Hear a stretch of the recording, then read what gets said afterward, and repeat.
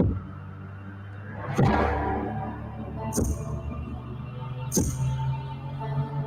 think it's time to go.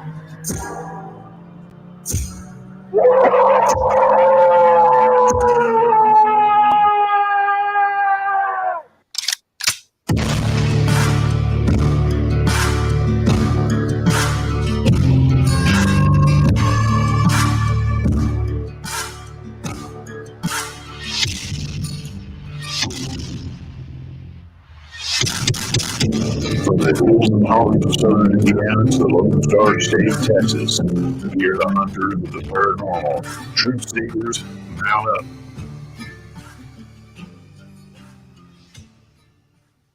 Howdy, Truth Seekers. Here we are again. We've got another awesome guest with us.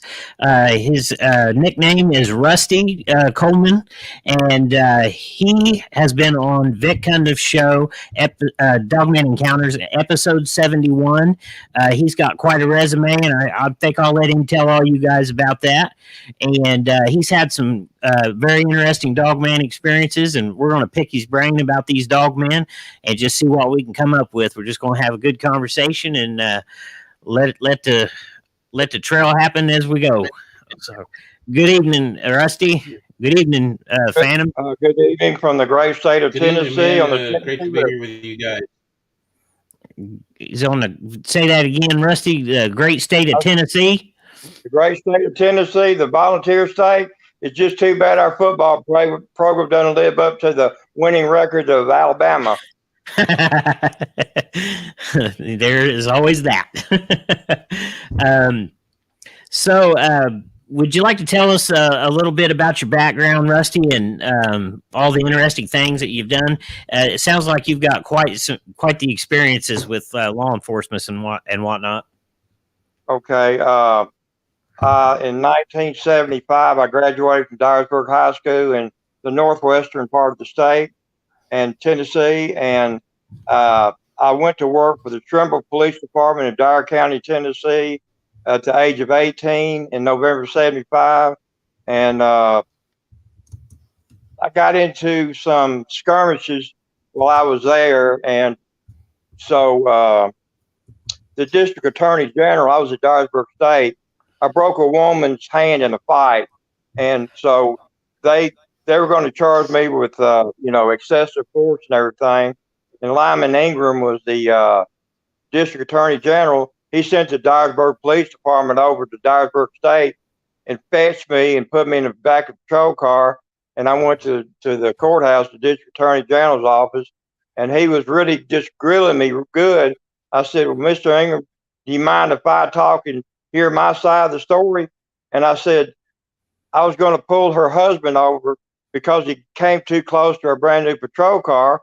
And I said, I was just going to pull him over and warn him. He escalated, started speeding, ran through the stop signs, fleeing, eluding. And I got him at the front door of his house. I said, wait a minute, we got to talk about this. And he said, we started fighting. Another guy was Ken Shipley, was the officer, and he was small. I'm 6'5", and we started wrestling in the house.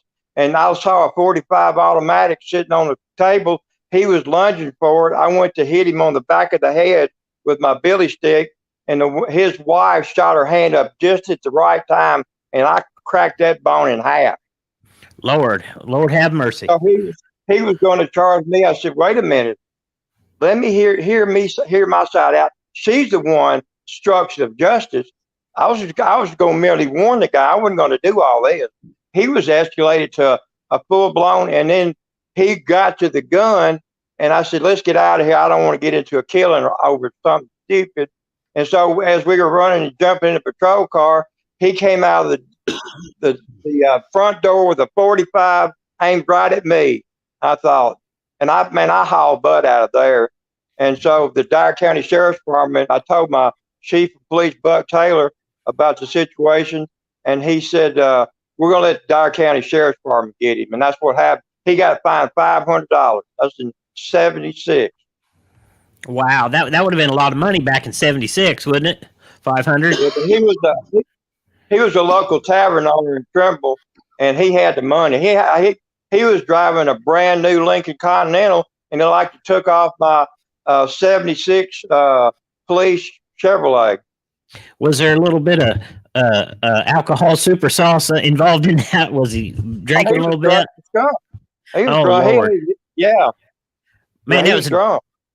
So back then, when you pulled over somebody that was drunk like that, would you give them a ticket or would you just try to get him home? I put him in jail. I had in Grand Junction. I worked there in 80, 81. They sent me to the academy, and I was at the General Sessions Court in Bolivar, in Tennessee, and Raymond Morris was the General Sessions judge, and he says, "How the hell does Grand Junction with 2 police officers have more DWI arrests than everybody combined in Hardeman County?" And I smarted out to him. I said, "We don't have a donut shop." And he like he got me for contempt of court. You just couldn't help it, could you? Could you, Rusty? Well, it's just, I guess I've got what is a combative personality disorder. I'm not going to take a lot of BS off people. Well, I don't blame you. I think we all got a little bit of that. Oh my goodness! So was that how your law enforcement career started? And that's how it started. And I kind of bounced around these little agricultural, the smaller departments under population 2,000 I worked at. And when I was, you had to go to the mental health facility at Western State in Bolivar. And, when the guy had the psychologist said, "Why do you want to work at these small police departments?" I said, "Well, when you're born, do you automatically go to college when you're born? No, you have to do baby steps." I said, "Going to these small departments are baby steps." That's a good way of looking at it. I never heard it put like that. I said, "Well, that's the way I look at it." Yeah, you got to learn to crawl before you can walk. Got to learn to crawl before you can walk. Yes, sir. Wow, I bet you've seen all kinds of stuff, didn't you? Throughout your years of law enforcement. I had when I was in Grand Junction, I'd work 9 to 5, 9 at night to 5 in the morning, and they had me punching a security guard clock, different keys all over the city, and it was real slow. I listened to FM 100 out of Memphis, turn the police radios off. I don't listen to all that crap, and I had the radio on. I just run a license check, and they said, "You got a shooting on Washington Avenue." And I'm going, "I hope it's out in the county." And so I said, "Where's Washington Avenue?" He says, "Where the Baptist church is located." I said, Who's calling this in?" He said, "Willie Wiles." I said, "Damn, he'll kill me." And I ended up taking 2 of them to jail. I had them in the patrol car in less than 3 minutes. Oh, wow. Wow. Oh, when it comes to law enforcement, you don't jack around. You go in. I was kind of like a Maurice Boscarelli on Third Watch. I went after it. A lot of people don't take into consideration, like soldiers, for instance, when they go over in a combat zone, they suffer from PTSD from all the bad things they see, and they're always on alert, when they're in the war zone. And what people don't take into consideration is that every time a cop's out there, even though he's keeping the peace, he's in a war zone, because that stuff can go hectic in a second. And well, I had when I was in law enforcement in August of '81. I was a patrolman for the Collinwood Police Department in Wayne County, Tennessee. And it was about around 3 o'clock, around by Hassel Used Lumber Company off of 13 South, Highway 13 South. And I kept hearing, it's like somebody's like bush hogging at 3. I said, "Bush hogging at 3 o'clock? I picked to read the riot act on them."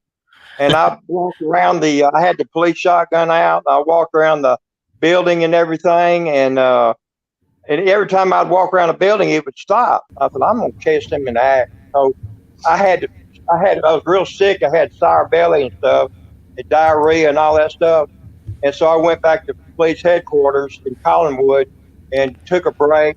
Then I went back out and I parked further down the street, and I was walking because I had patent leather shoes on. I was walking down the ditch line that full of Johnson grass and stuff.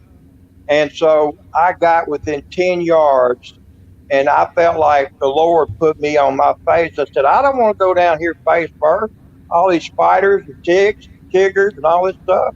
I don't want to do that. But I think it's the Lord protecting me, placing me face down. And I looked up as I was going down my KL light, looking at the trees, and I saw the eye shine, something over 13 feet tall. Lord have mercy. And I was 10 yards away. It took 2 steps out. You could hear the ground shake. Wow. It was a Sasquatch. And so I lost my bowels and everything. And I actually had a nervous breakdown because of that. And once I got back to police headquarters, of course, I crapped all over myself and stuff, and aggravated about that. And, I took 2 showers, and I laid down behind one of the fire trucks in the fire department, and I had a full-blown breakdown. And I wrapped myself. I knew enough to how to treat somebody for shock, because that's what I was in. And then later that day, after the hassle use went home, I got a ladder, step ladder, and went over there where I saw that Sasquatch, found 3 hairs, and I saw the footprint. It was 20 inches and 6 inches across at the heel. Wow, 6 inches across the hill. Yeah, Wow. and so, I'm thinking, who do I tell and how do I tell it? Would they believe me? Because I thought Sasquatch was like in Bogey Creek in Polk, Arkansas, or the Pacific Northwest, or, up in the Great Lakes area. I never knew. They're everywhere.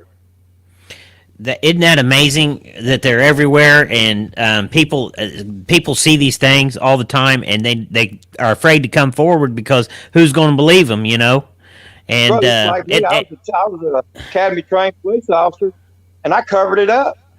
Trained I told a story until 2017. I told it to Monster 911 on Lance Hightower. And I really didn't want to tell it then, but I found out 20 years later, 2001, 5 miles south of Collinwood. It was toward Waynesboro, but it was out toward the backside of Collinwood. And a woman went to her barn, and she came across the big foot that I saw, screamed, and just went berserk, got all over town screaming and crying. And of course, it was never reported when I should have reported it. And so that was the deal there. So nobody knows. The rural law enforcement in Tennessee, like where I work, they don't know how to handle this stuff. Rusty, had you ever heard of any other law enforcement people that had similar experiences, or do they just not talk about it? I've heard it.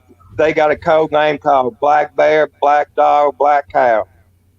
And Black Bear would be your Sasquatch, Black Cow would be Dogman, and Black Dog would be werewolf.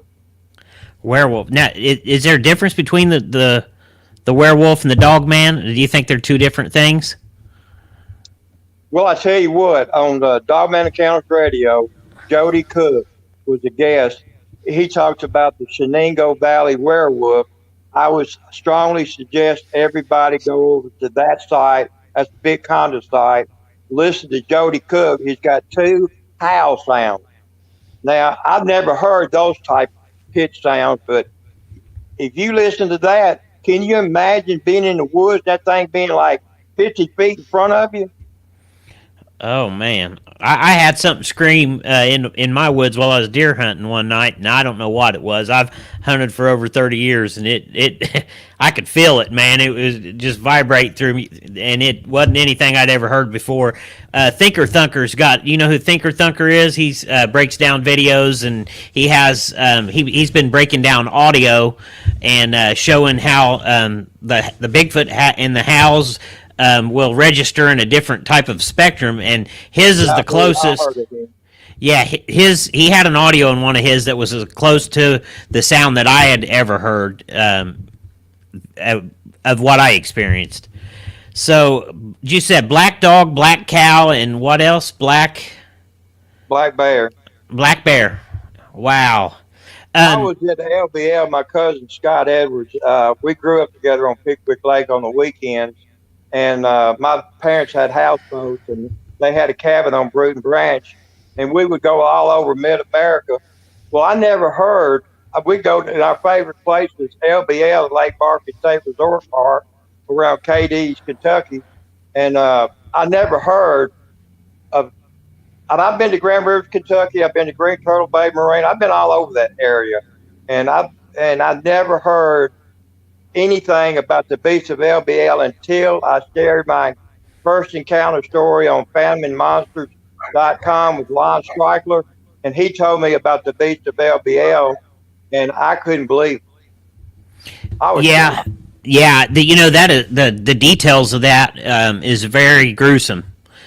And there was a book that I picked up at a state park, and it was called Weird Indiana, and it had a bunch of different stories in it. And one of the stories in that book read almost exactly like the way that attack in LBL, like how it turned out. Like this doctor, there was a little town where when I was going to college, I would drive through there all the time. So it was really close to where I used to live at, and I was really surprised when I read the story that there was this doctor, and he never missed a day of showing up to work. Well, he didn't show up one morning, so they sent people to look for him, and they found bits and pieces of him. He was shredded up in the tree in the front yard, and his family was tore up and tore to shreds. And it was almost identical to how the beast of LBL was.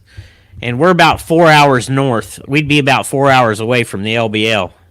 I'm 5 hours south of LBL. Oh, are you really? Remember, LBL is on the Tennessee River.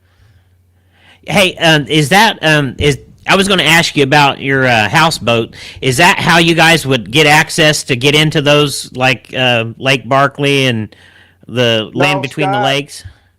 Scott had a 19-foot, 1968 winter ski boat, and he had it fixed like a pop-up, and we would spend the night on it, and the next night we might be at the Peabody in Memphis, living it up, and then the next night we might be down at Tunica on a sandbar watching all the beautiful stars. I've experienced a wide variety of the outdoors. So you just run the river? Would you run the river systems to get to these places? Yeah, we would. Scott, he was doing all this. Scott actually went from his cabin to Pittsburgh, Pennsylvania, on the Ohio River. Oh my gosh! And then his main goal was to circumnavigate the state of Mississippi, leave his house, and go up to in the Ohio River and come down the Mississippi River and go into the Gulf of Mexico. He would go down the Apalachia River Basin. I said, Scott, I've been watching this show on YouTube called Swamp People. Man, they got alligators 19 feet. You're crazy. You think I'm going to do that? Wow. I always, Scott his favorite place to go besides Lake Barkley was Joe Withers State Park. And so it's really beautiful. You Google Joe Withers State Park, Decatur, Alabama. It's really pretty. And he was swimming across the bay, and the woman goes, "You don't need to be swimming. There's alligators." And so I looked up at the Alabama Game and Fish, and sure enough, they put in the federal government at Joe Withers State National Wildlife Refuge, not far from Joe Withers State Park. Went to Louisiana, and got 19 or 20 16-foot long alligators and turned them loose in Wheeler Lake. There's alligators all over the place. I didn't know that. In Wheeler Lake. Wow. Wheeler Lake. You got, I've been on all the Tennessee lakes, and because I'm special to Pickwick, but Pickwick is the crown jewel of the Tennessee River Valley Lakes. We have the prettiest one, and Hardin County, Tennessee is the fastest growing resort in all 95 counties of the state of Tennessee. Wow. When you're running on those river systems, do you have locks that you have to go through, or? Yeah, you got locks. We got like a VHF-1 radio. We radio the locks and stuff, and then of course now the towboats get first choice. So there's times I've been hung up at. I think we're hung up at Wilson Dam for several hours till all the towboats locked through. Then we got to go through. And we would, Scott, he loved to go, he would go in any kind of weather. And I went with him from Pickwick to Grand Rivers, and we got to, we stopped at New Johnsonville at Pebble Isle Marina, and spent the night with his cousin over there. And so as we were leaving out, the winds were sustained at 40 miles an hour, and the gusts were over 55, and it's like being out in the Gulf of Mexico. Wow. And we were, of course, you had to go down the river channels between the red and green buoys, and we were going barely. Scott got so sick, and he fell down on the floor, and I had to drive the boat. And I tell you what, it took us 4 hours to get from New Johnsonville to Grand Rivers, Kentucky. It shouldn't take it no more than an hour and a half. Wow, and it took you 4 hours. Wow. It took me 4 hours, and then, yeah. And so we stayed at that hotel across the IGA in Grand Rivers. Never anybody from Grand Rivers ever said anything about LBL, the Dogman, Sasquatch, any murders. Never heard one word of anything. Did you, when you were there, did you have any weird feelings or anything while you were there? I drove. I was there.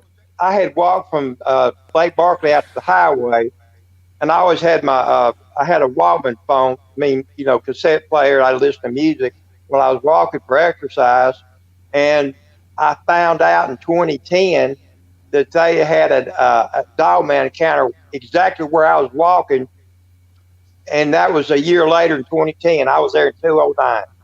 Oh, wow. I went down there and drove through it, but that was before I knew about the, the Land of the Lake, or Land Between the Lakes massacre.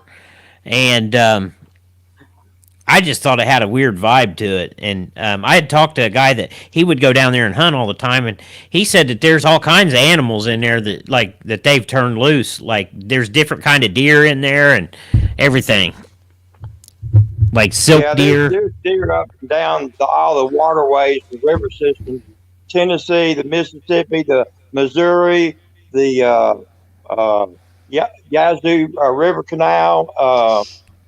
They're everywhere. David's got a question for you, Rusty. Yeah, I got one, and there's one in the chat too. Tom from North Carolina Cryptid Paranormal Project, he said, doesn't he think his blood type is a factor to many of his sightings?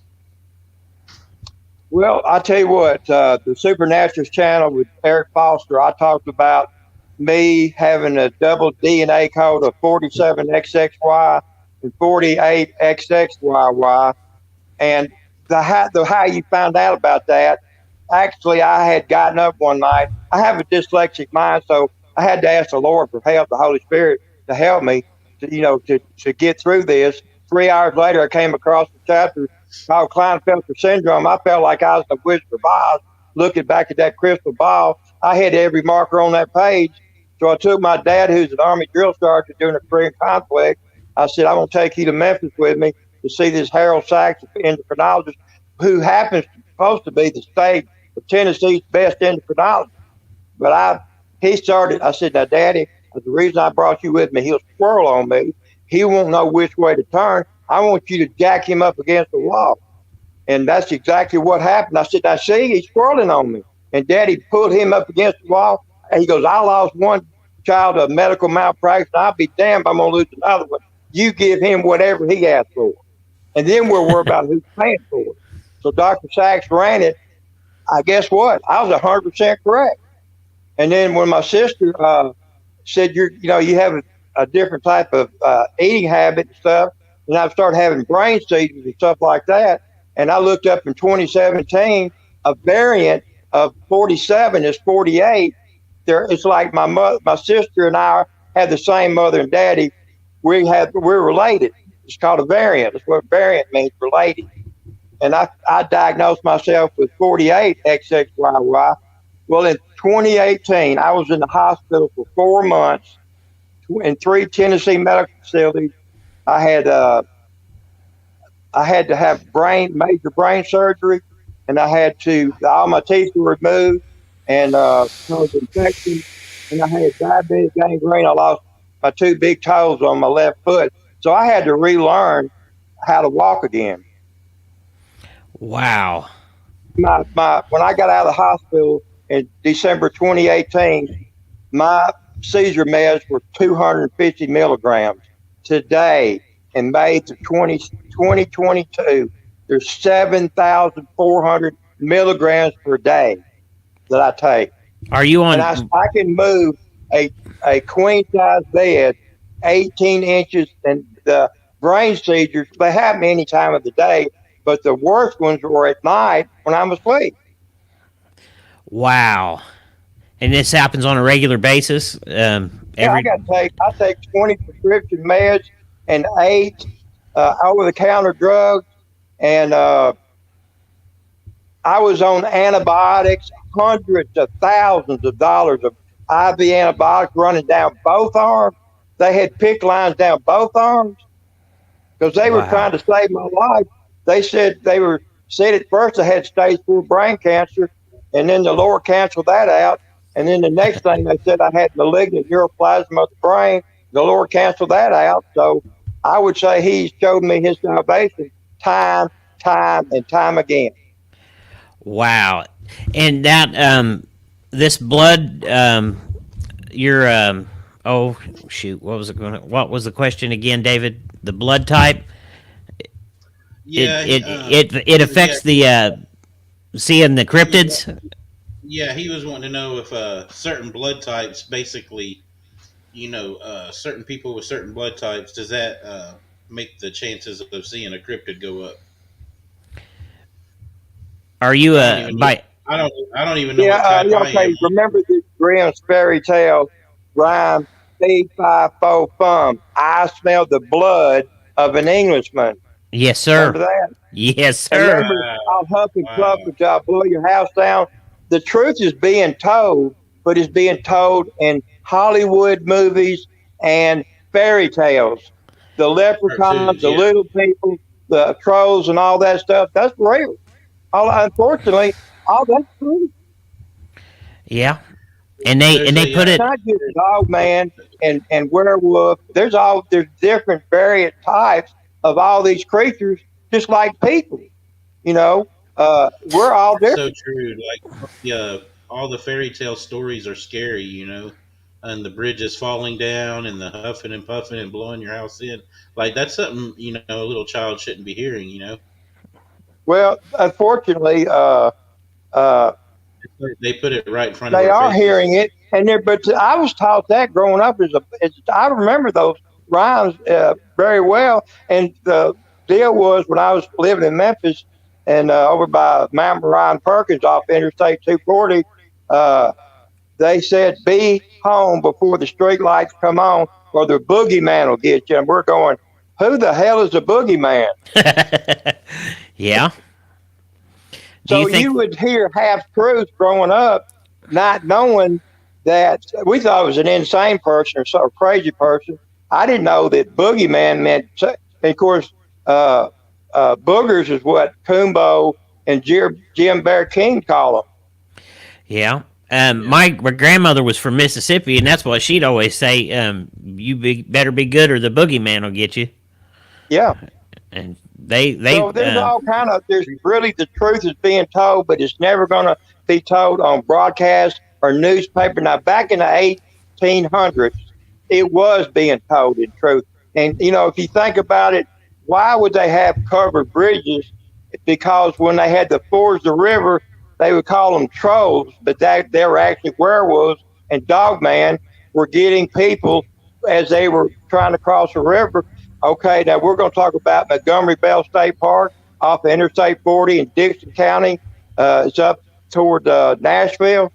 A guy was forging a creek, and this dogman, I think it's a werewolf, attacked him, and he sent his slave to go and take a bullwhip and beat because you can beat a tiger off, but you ain't gonna beat a werewolf off, and use a bullwhip. And the werewolf killed the guy, and then the guy took off. Just left the poor guy there in the river. In the creek, and dead. And he took off. Well, he hired somebody for like $10,000 to hunt this thing down and kill it. And the guy got caught up in a cabin, and he was scared to death. And these things attacked that cabin, and he barely made it out alive. He gave that $10,000 back to you. He said, "You're gonna need to call the army on this one." That'd be a good ambush point where they would cross the rivers and ford across the river.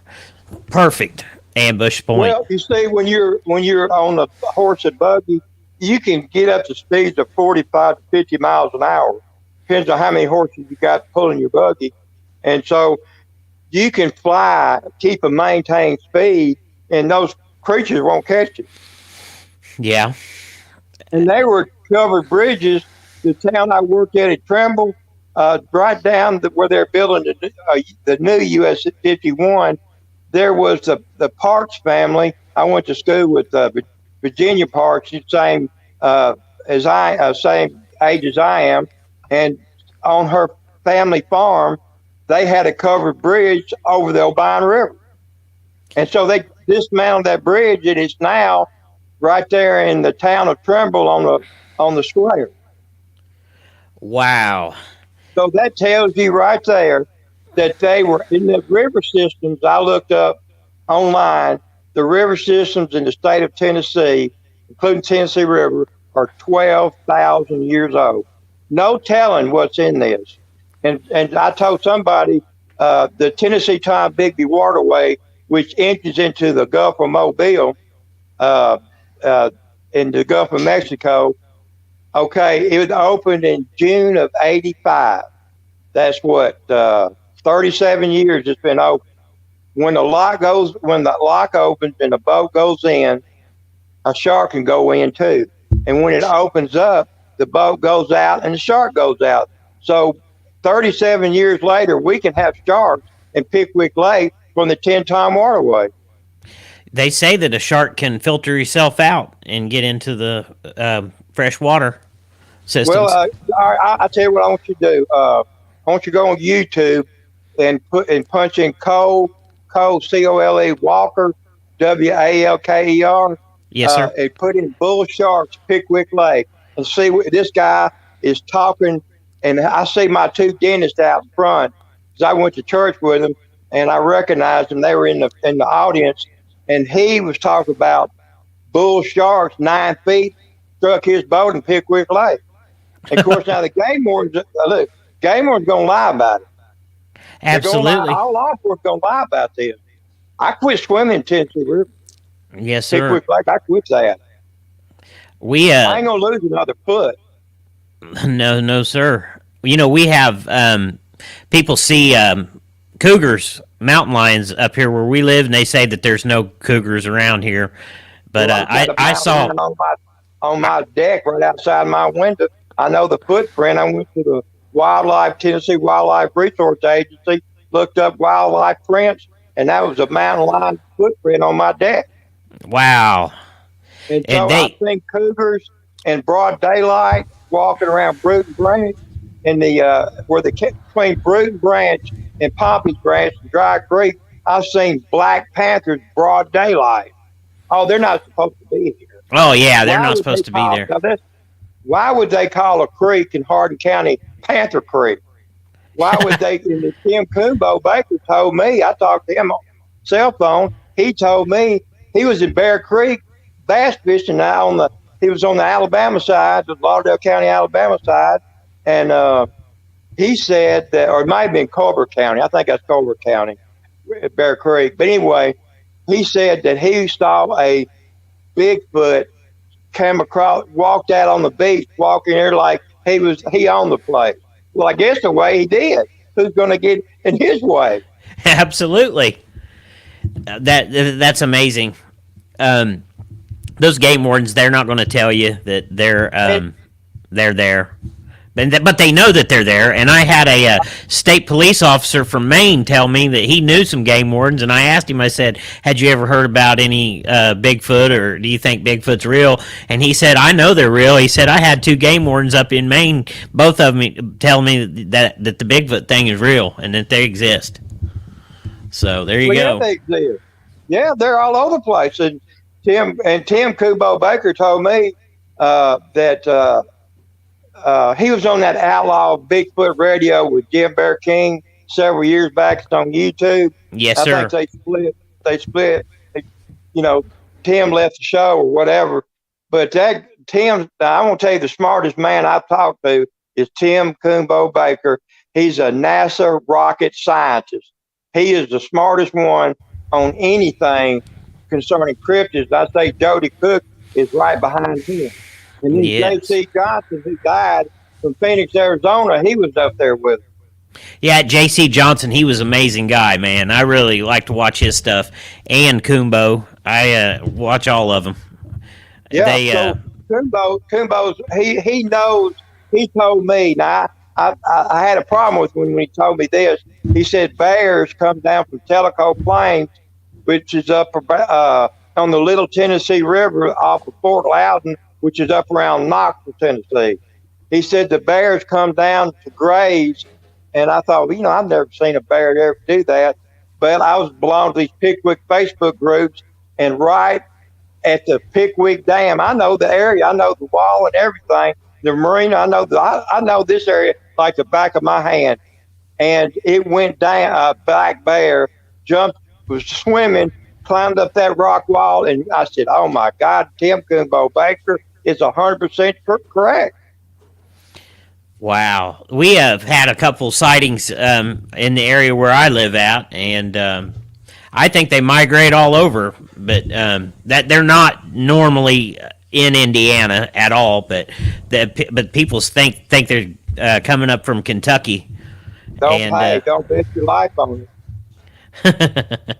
The game wardens probably turning them loose just like they did the big cats. I was told by an insurance agent that they worked with them, turning them loose in areas where there's high deer population to cut down on the deer. Why would Apache Army helicopters be flying all over my lake, over my house? I had a BF Goodyear blimp fly 50 feet over my house. I could have hit it with a shotgun. Wow. And why are they flying over my house? Because I'm the only one in this area reporting these Dogman, werewolf, and Bigfoot. You know, that's weird that you said that about the BF I'm Goodrich. I'm being targeted, harassed by Army Apache helicopters.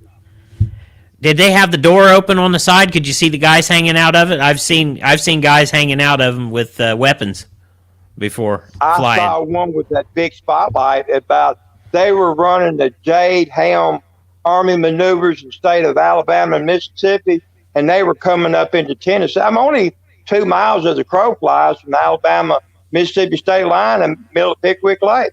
Oh, wow. You're in... And then also on Dogman Encounters Radio, episode 85, Jay Tucker, was the guest on Vic Cundiffs' site. I know exactly where that went down. I know the area, and I had talked to him, Jay, and he told me the area went down in. I said, I know exactly where that is. I said TVA that built a nuclear plant or is going to, called Yellow Creek Nuclear. He goes, how'd you know that? I said, Jay, I live in this area. Wow. And let me back that on the. I was working there at the. I was working for Cap Security out of Jackson, Mississippi. We had the federal contract when they were building the John Stennis rocket motor plant, NASA, on Yellow Creek in Tishomingo County, Mississippi. I was the main front gate guard there at night. This guy named Bill was on the rolling patrol. He would patrol all out toward the 10-ton waterway. They had some docking areas. He'd patrol the railroad spur. He said, I need to talk to you. I said, all right, Bill, come on in. And it's about 2 o'clock in the morning. I said, Bill, what's wrong with you? Like you seen a goat. He goes, I saw a wolf. I said, well, how big was it? We got to, you got to dot all this stuff down. He said, it's bigger than you. I said, standing up? He goes, yeah. Because I'm between 6'3¼ to 6'5" is my range of height, and I weigh 295. And I said, now, Bill, I know this is, you're going to have to report it. I said, they're covered up, but you got to report it. And he was scared to death. Guess what? The 95 encounter at Elk Landing Road, I was in a green 72 colors. My mom and dad was in there. I saw this thing come out between the railroad levee of the Carlton County Railroad overpass bridge on the levee that goes into the woods. I saw this thing coming out solid black. I said, damn, that's a big old cow. It's moving on pretty quick. And so I sped up. The thing crossed in front of my car. I was eye to eye with that thing, solid black stuff, but he didn't look at me. And the time I drove past him, I went probably about 20 seconds. I turned around to look right by Elk Landing Road. That thing was already 50 yards away. There was about a 30-foot ravine. He went down there, and that thing cloaked in the blink of an eye.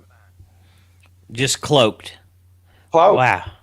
A solid black and a brown kudzu, area. Brown kudzu. And that was in March of 1995. It's before, it's still, it's like February, March. It's still, it depends on how cold it gets around here. Sometimes we have a late, we'll have, I've seen it snow in April. So it still gets cold that time of year. And that thing walked in front of me, and my mother, and it was longer than that 72 four-door Cutlass I was driving. And I looked at that thing. I'm 6'4" at the top of that car, and I looked at that thing right in his eye. Wow. That's amazing. And that thing, and it was on all fours, and it was solid black. This woman from Chattanooga, I know her name is Leslie S. Mitts, M-I-T-T-S. She has, her and her husband wrote a book called Lycan Droids, Super Soldier Freedom Fighters. It is on Amazon. You get it at Amazon.com. The book's for sale. She was on Coast to Coast AM in January the 14th, 2015. And I swear I listened to her book and like that. And I went to her website and purchased the book from her. It took me 5 days to read it. And everything in the rear section of her book, and she lives around Hamilton County, Tennessee, which is Chattanooga. And every story that's in that book, you need to get that book. I got a copy, but you need to get your own copy. And you will see how Chattanooga, Tennessee is one of the fastest growing vacation areas in Tennessee besides Gatlinburg and Nashville. And Chattanooga is. And the Dogman and the werewolf were wearing clothes. Isn't that bizarre? The cases where they say that they're wearing clothes. And so I would anyway. The Dogman, they was in Leslie Mitts, S. Mitts book, Lycan Droids, Freedom Fighters. That's the Dogman I saw at Elk Landing Road on Mississippi Highway 25. That's the one I saw. Wow.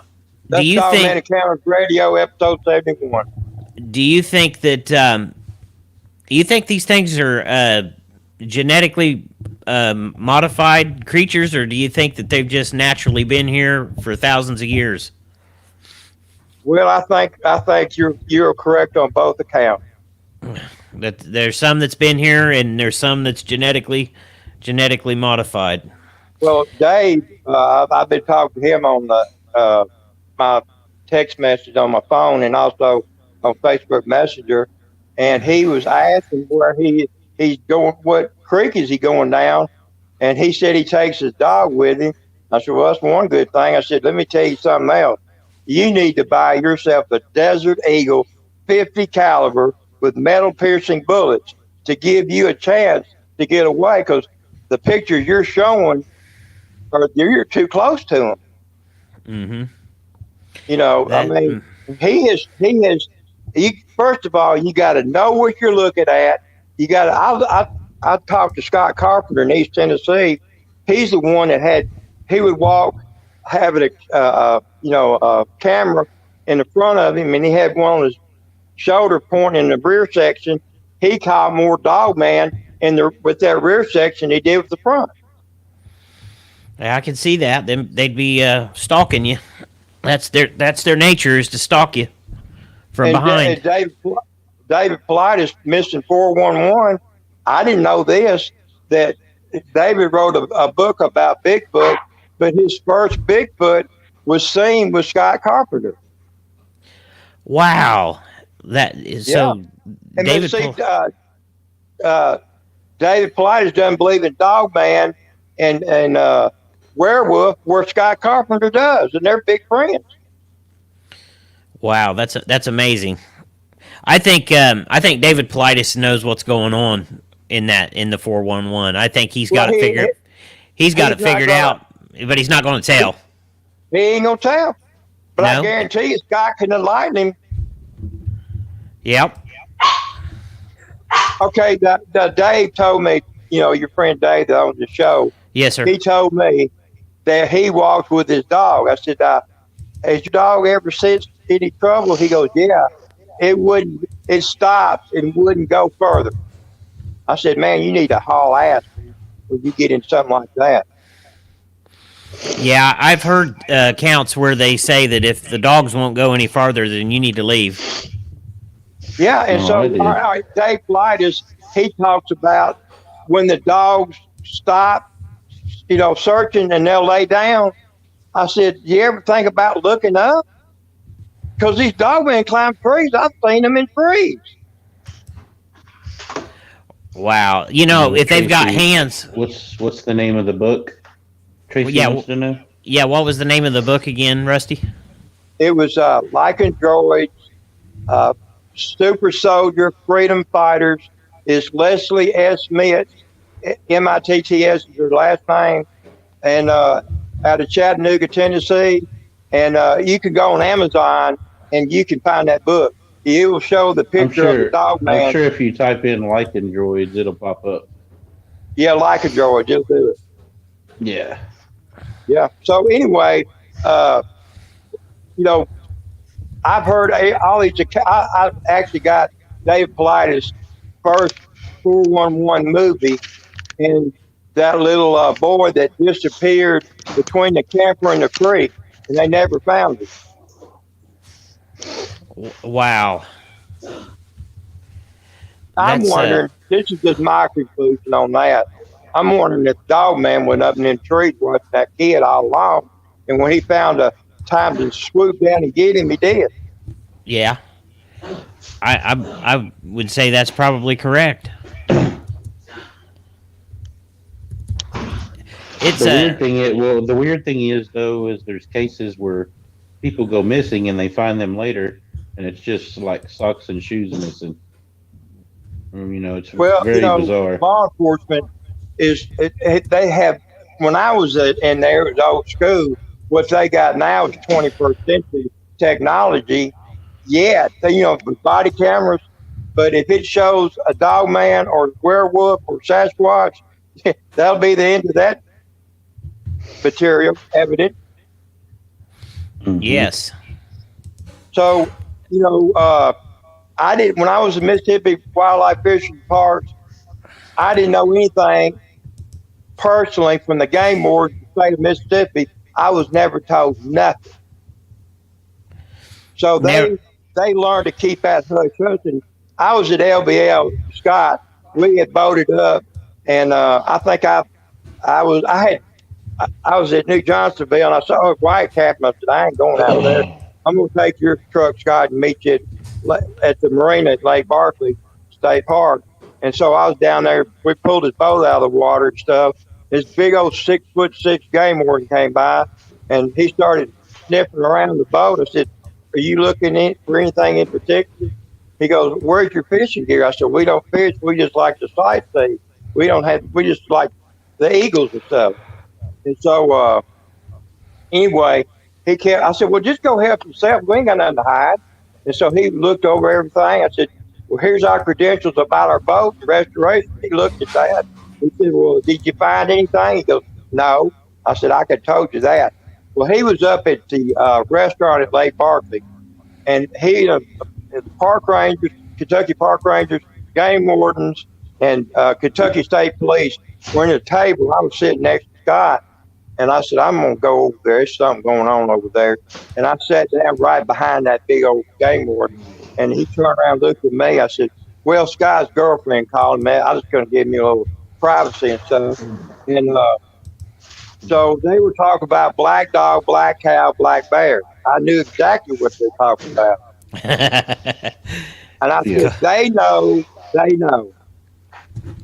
Hey, this is something I want you to understand something. This is good information for you. The federal government that gives out grants and loans and whatever they give to the state and local law enforcement or the state parks, you can't say crap about these dogmen because they'll shut you down real quick. They'll end up shutting your whole park down because you taking a federal grant. So the federal government controls all the state parks in the United States, along with the wildlife refuges and all the national forests and national parks. They can shut you down. I heard there was a treaty that was signed with I think it was the UN, about our national parks being under their jurisdiction. And I've heard that at a lot of the state parks, or in national parks, that there are underground military facilities, and they're all interconnected. And maybe that's where some of these creatures are coming from, because I could see where they could, they can put microchips in the brain. That they're wanting to do that Neuralink thing where they microchip everybody's brain and connect it to a cell phone. Well, if they can do that, if they're talking about doing it now, they've already done it. They've done it probably 40 years ago, and they could be controlling these things or have a chip in them to where they can make them come back in after they let them out to hunt, if that makes sense. Well, yeah, because the cell phone tower, there's one a mile and a half from my front door. Is the AT&T tower. It's up on by the where the fire tower is, and then they have several over there in Tishomingo County, Mississippi, and all along the Tennessee River is these big old cell towers. So yeah, they're controlling them through cell towers, with especially being computer chipped, like the mark of the beast, and it's from satellites overhead. Yes, they sir. know exactly. And then when they listen, I heard when they get rogue, they start harassing people, and people go to the DNR and the game wardens. They'll contact the federal DNR, and they'll send Apache helicopters and hunt them down and kill them, and then haul them out of here. Yeah, and they'll cover it up too, and tell everybody to shut up about it. Yep. There was on the topics.com, TOPIX.com, Savannah, Tennessee forum. There was, they may have yanked it, but that's way back in 2017, that they had a nighttime military helicopter flying all over Hardin County. And what was that going on? Absolutely. And I'm the only one in Hardin County that knows this stuff. There's a lot going on. One of the things I think I heard you say in your show was something about wearing bright colored clothing. Is that a factor, do you think, in some of these missing cases where people were coming up missing? Or is it a trigger for these? David Flighty said don't wear bright colored clothes. Wear camouflage clothes, or, like black, or I wear black and green. So I used to wear bright clothes. Don't do that. I had heard a story about a guy that went into the jungles. I think it was Whitley Strieber.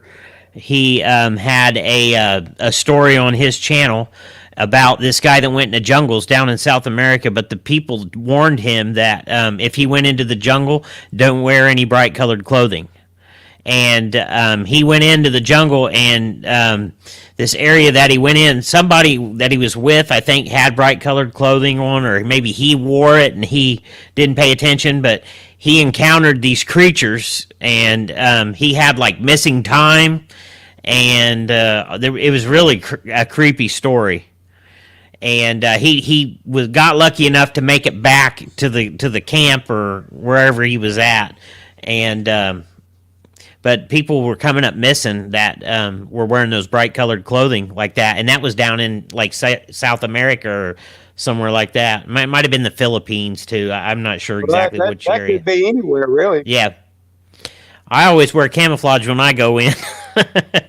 I'm usually hunting. I was wondering where the bright colors, and after I heard David Blighter say that, you know, because I'm 50% German. I would fit to. If they could smell my blood, my DNA code, they could know that I'm 50% German. And so everything I heard David Blighter said, I started doing the opposite, going in the right direction. Listening to everybody. When a dog man runs in front of you, you don't know there's 2 or 3 more waiting to see what's going on. If you're going to stop. So I didn't, when I could have stopped it in 1991, I was with my second wife at Scott County, Mississippi on Highway 35. And I was at Harpinsville Road, but on one of the barns it said Harper Valley. And that's how I remembered it. And I gave that story to Lon Streichler in February 5th of 2015. Lon goes, I don't believe you. I said, oh, really, Lon? Well, guess what? All the stories you tell on yourfamilymonsters.com, if you're ever in the state of Mississippi or Tennessee, I could hold you for 72 hours protective custody and investigate you. What do you think about that? Hey, you messing with the wrong person trying to, you know. I said, Lon, I'm telling the truth. Why? I said, you don't believe me? My wife won't even talk about it. And I was going to get out of the car. I said, I was going to stop and get out of the car. And she said, it's pitch black dark. Get your ass back to the state park. And don't you ever tell a soul about it. That was in 91. It was 2015 before I ever talked about it. What time of year was this? This was in August of 91. And I was going down to Forest, Mississippi. That's the county seat of Scott County. And I was going down there because I had McDonald's. You know, it's a bigger town. There's nothing in Sebastopol or Walnut Grove on Highway 492, and that's where my part was on Highway 492. And there's nothing there. And Carthage is the only thing Carthage has got that's redeemable is they got a KFC fried chicken, and then they got the hitching rail. And man, that's the best place I've ever eaten. Oh wow, the hitch and rail. My ears just perked up. I'm going. Oh, yeah. Yeah, you need to go there, you know, and it's on Highway 8. Highway 8. I'll remember that.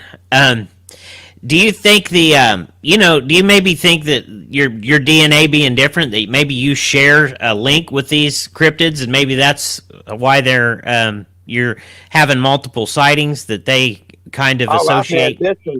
I've had since 2016. I've had over 14 more sightings, and not only that, Dogman was on top of my roof, right above 3 feet below. I was 3 feet from where he was standing.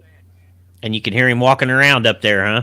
Yeah. And then when I came back from being in the hospital 2018, all those antibiotics, I was bad constipated, and so I went to the bathroom. Well, we got small, thin walls, and the my bedroom faces north, and my front window faces west, and my back window faces east, and where my fireplace is faces south. And yeah, they know exactly. And so anyway, I was in there constipated, and man, I heard something hit the deck. Boom, boom. I thought, what in the hell is that? And he turned over 9 pieces of wrought iron furniture. I said, could we do it with less fanfare, Dogman? And he cured me of constipation. Yeah, I think I would. I didn't have no problem constipating that night. He scared it out of me. We'll nickname him X-Lax.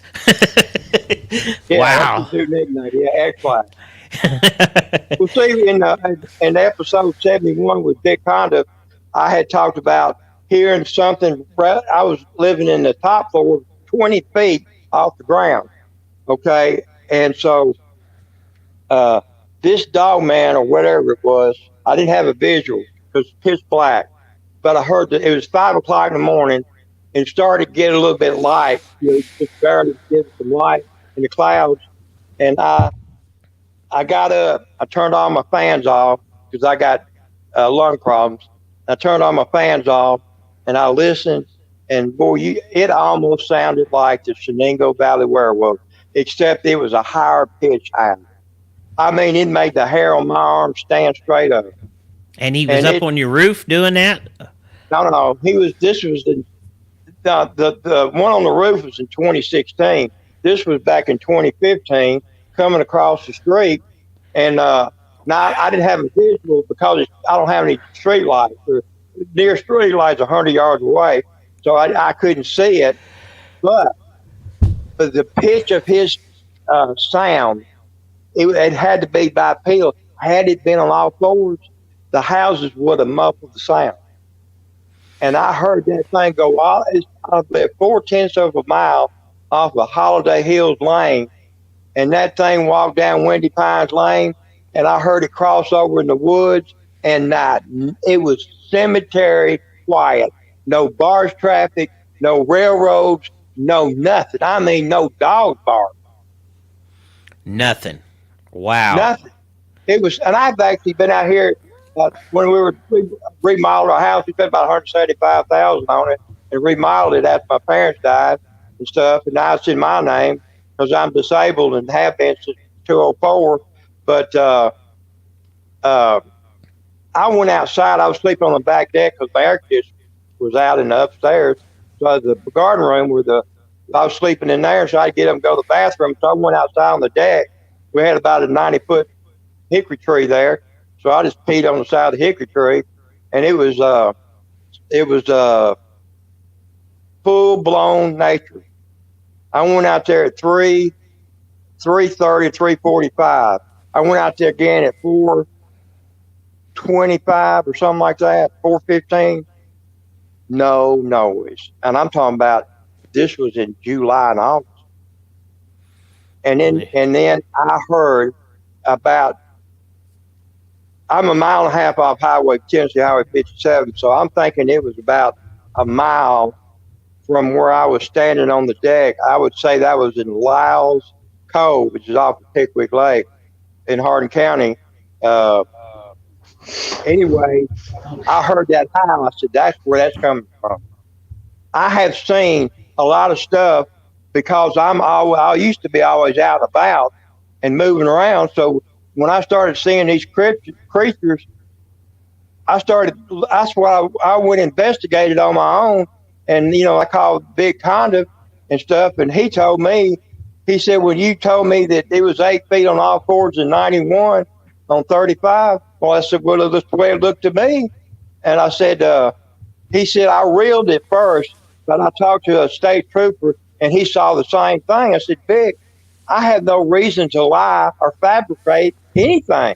Right. I'm just trying to tell people, please listen to other people.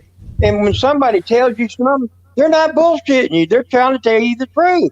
And that's what our show's all about here. We no judgment. We just listen to what you got to say, and we go from there. We don't judge anybody because we know that the system has set it up to where people ridicule everybody else because they haven't seen it, and that just plays into discrediting the people that have come forward.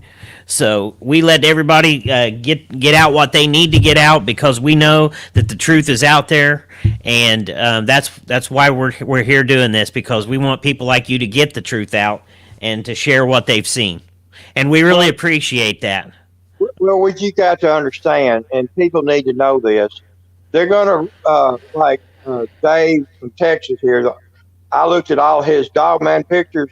I saw he had 2 arrows pointing down. I looked up above that arrow on the left side, and I said, there's one right there.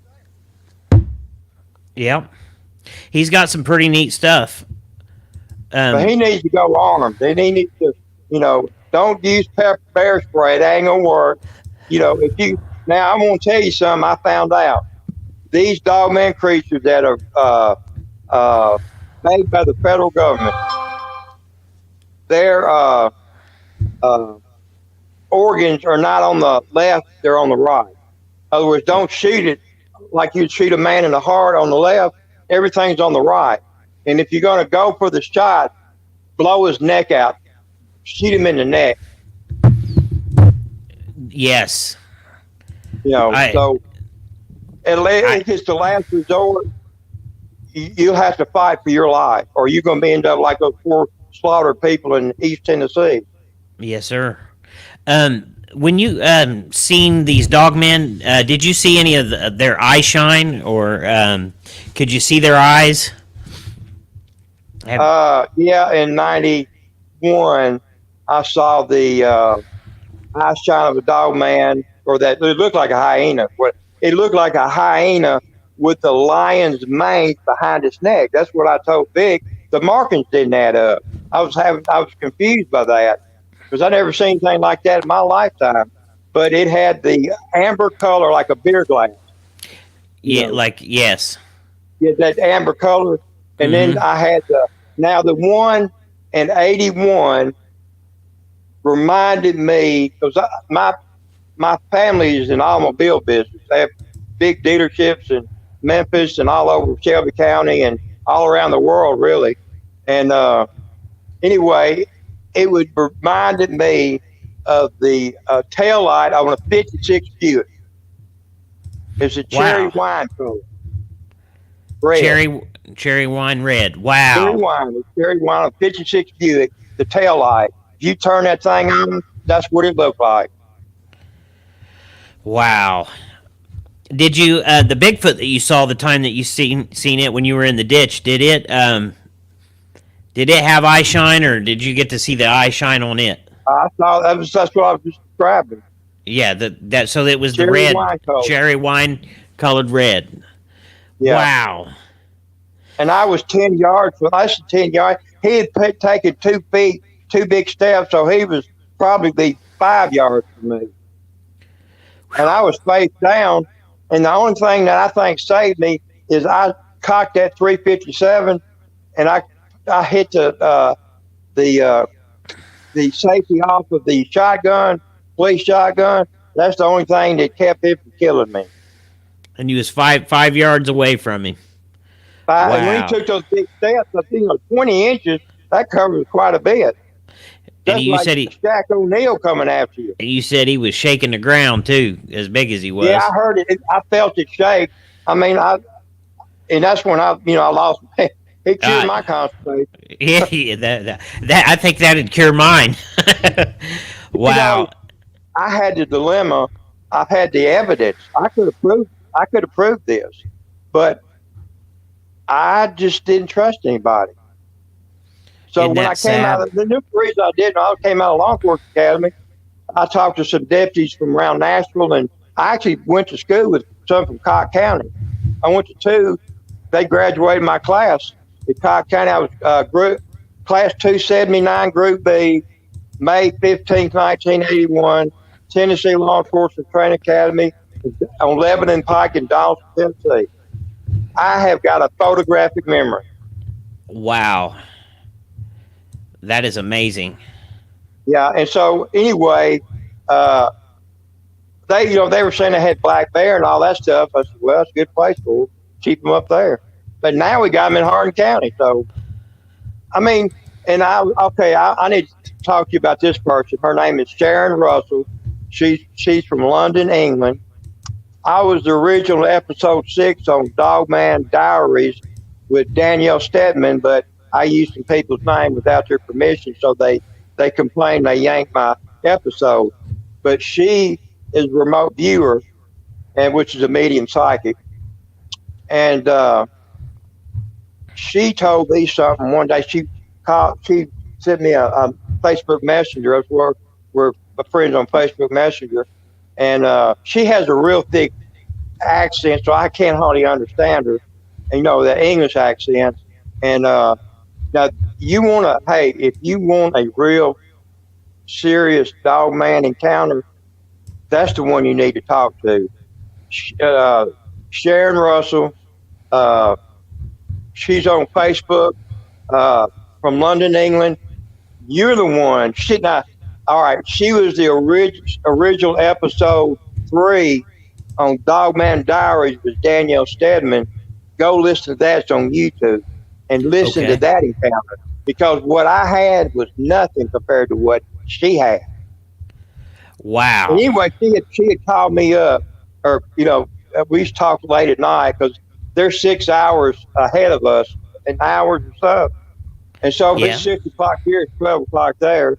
So anyway, she said, I see your dog man moving. I said, well, where'd you moving to? He said, a place called Hook's Bend. I said, I know exactly. That's Hooker's Bend. Now, how close can you get to that name? And she's never been to the United States. I gave her the coordinates from Pickwick Dam to Holiday Hills Road, Highway 57 East, and she saw. I told her, remote view my area and tell me what you see. Everything she said, I had already seen it. But I had seen it back in the mid-70s, not 2015. But I knew where it was because I had walked there. Wow. That remote viewing stuff I'm going to say something else. I don't just follow Dogman cryptid stuff. Being an ex-law enforcement officer, I was this woman had a daughter missing from Vanderhoof, British Columbia, and her name it's on Facebook called Find Madison Maddie Scott. So I got her to remote view that. That woman was killed at the campsite by a serial killer, and she was buried. She goes, I can tell you where she's buried at. I said, all right, where is she buried? I called her mother, and I talked to her mother like I'm talking to you, and she told me that you must know it. So you're the killer. I said, lady, I've never been out of the United States of America. The closest I've come to Vanderhoof, Missoula, Montana. I said, you got this all wrong. I'm trying to tell you, all these fundraisers, your daughter was killed the night she went missing. Wow. And that woman, Sharon Russell, I want your audience to hear this. She gave exact clues that I could follow. And I said, that woman gave clues that she sent it to the RCMP in Vanderhoof, British Columbia, and she has never heard anything. And I told that Miss Scott, I said, I'll try to help solve your case, but I don't want your money. That's blood money. You lost your daughter. I don't want your money. I'm willing to help you pro bono.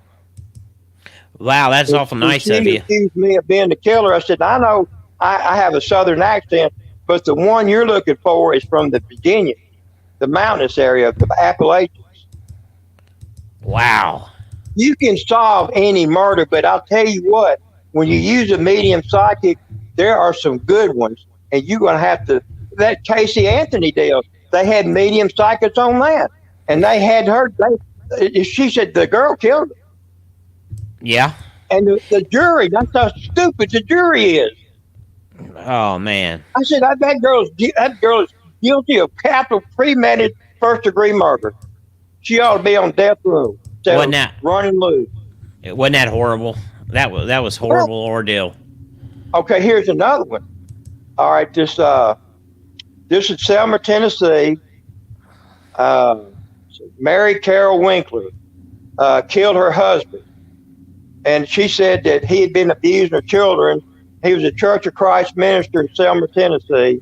I think First Church of Christ in Selma in McNairy County, and she hired Leslie Bowen and another guy,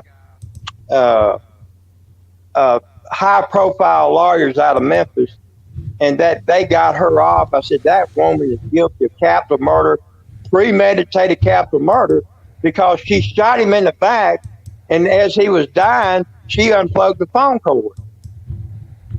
Wow. And I said, and then the lawyers came up. I said, you ever heard something called lawyer's ploy.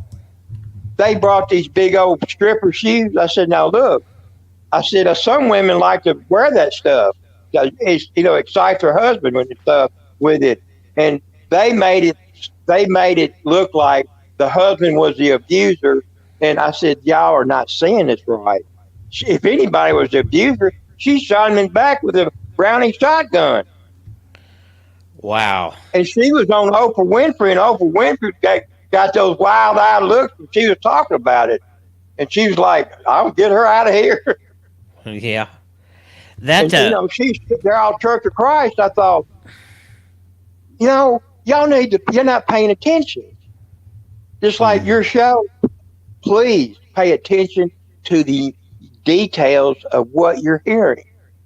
Yes, absolutely. It's just like when Dave, I got everybody mixed up. Dave from Texas shared those pictures with me, and I asked him where was this, and I said, "Were you walking in the creek?" He said, "Yeah, about middle ways," and he walked with his dog, and his dog stopped and wouldn't walk further. I said, "Boy, you better slowly. I ain't talking about turning you back to him. Slowly back out of there." Yes. And I'm gonna tell you something. I want your show to grow, but I want y'all to be safe with this stuff, because these are killers. They're bred to kill. Yes. So do you think we know that the government knows about these things a lot more than what they're releasing to the public? Do you think there's an agenda that they have for these creatures?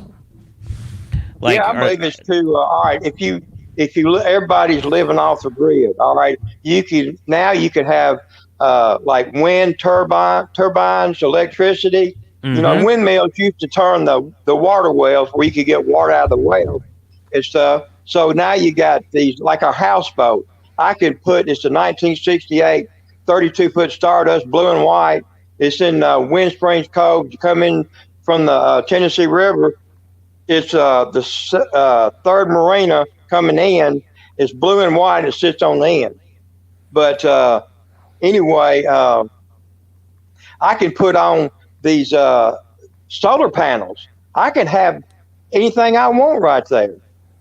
Mm-hmm. You can live off the grid. You could. I can live off the grid. Okay, I can live off the grid. More and more people are living off the grid. There are a lot of YouTube shows. People are living off the grid. What it doesn't tell on those shows, what's out there with it. Absolutely. And the government doesn't like it when you live off the grid, because you're not relying on them and you're not part of their system. Okay, so what they're doing, they're going after all the farmers that have livestock. And all right, when I worked at Collinwood, there were a lot of mini farms on the Bear Creek Road, and then turned into Pinhook Road in Hardin County. And there were lots of farms. When I went there in 2017, they were all gone, except for 3. Wow. They were vacant. They're all gone. So Lance Hightower told me that these dogman creatures love abandoned houses. That's where they hold up in. A lot. Like I said, I talked to 100 people over a 7-year period. And I know a lot of stuff. But I mean, I want y'all to I'll line up some people for y'all to interview to be on your show, because they can carry it further than I can. There's a guy named Mike Patterson from Tupelo, Mississippi, which is about 100 miles from me. And it's off the Natchez Trace Parkway, which runs from Nashville, Tennessee to Natchez, Mississippi, built by the federal government. He can tell you some things he's seen on that Natchez Trace Parkway. Jay Tucker, episode 76, Dogman Encounters Radio, between Houston, Mississippi to about Matheson, Mississippi, saw a huge dogman that came and attacked his vehicle. Isn't that something? So they're all over the place, and they're everywhere, and you need to tell people to quit texting, get off the computer, turn the stereo down, roll the windows down, and if you come across one of these things, don't stop and get out and look at it. You get out of there. Yeah, and so there was a story in Texas. This guy, they were construction crew. They were driving and they pulled over. He said, "What's that?" And he goes, "It looks like one of those Dogman creatures that run over." And they were one of the guys. "Let's load it up and take it to show it to everybody." And he says, "No, we better not." Well, that night, that Dogman picked up their DNA sense, the blood. Remember I talked about the blood? Uh-huh. He tracked them down and he was harassing them in their house. That is scary when they're pecking on the windows and peeking in and when they come to your house and they're messing with you. That is a total different story. Well, since we had I had all my doors double padlocked. I've had 2 doors on the greenhouse. I mean, the garden house padlocked. And I got the front door padlocked, and I got the downstairs apartment padlocked. And I told my sister, I said, if you really want to build a fire, build it in the fireplace. Don't build it down there. You don't know what's out in those woods, but I do. Mm-hmm. And she told me when I was in the hospital, this was in, I think she came to see me in November. I was in the Adamsville rehab in the nursing home, but I was in the rehab section. And she came and she said, I heard 2 animals ripping themselves to death outside the bedroom window. I said, were you in the mother's old bedroom? She goes, yeah. I said, Ginger, you heard Dogman killing each other or killing something else right outside your window, which faces north. It's the killing fields. I said, that's what was going on. I said, you need to pay attention to your own brother, flesh and blood. You know everything about medicine. You got a PhD and FNP in nursing, has like 50 years experience. I said, I pay attention to you. You need to pay attention to me. I'm trying to save your life. Mm-hmm. It's that more educated. All right. Scott loves to go. Scott has never seen anything I've seen. He's never seen Einstein or nothing. And he'll put in at Nickajack Dam, and he will go 12 midnight and go all the way to his cabin at Bruden Branch. That's a long way. But that's Nickajack.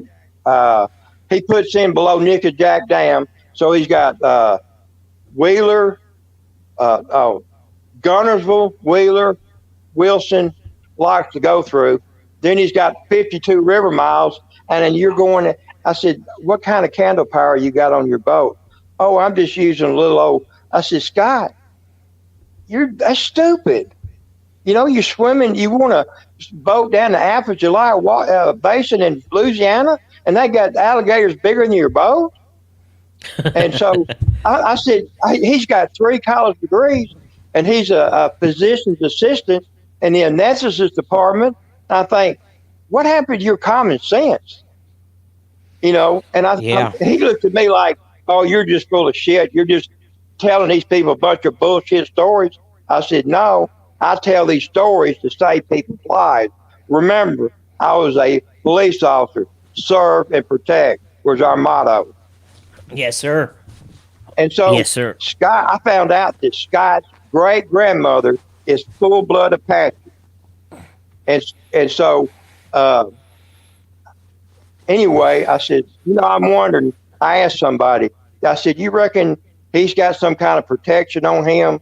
And he's also German like I am. His grandmother and my grandfather were brother and sisters.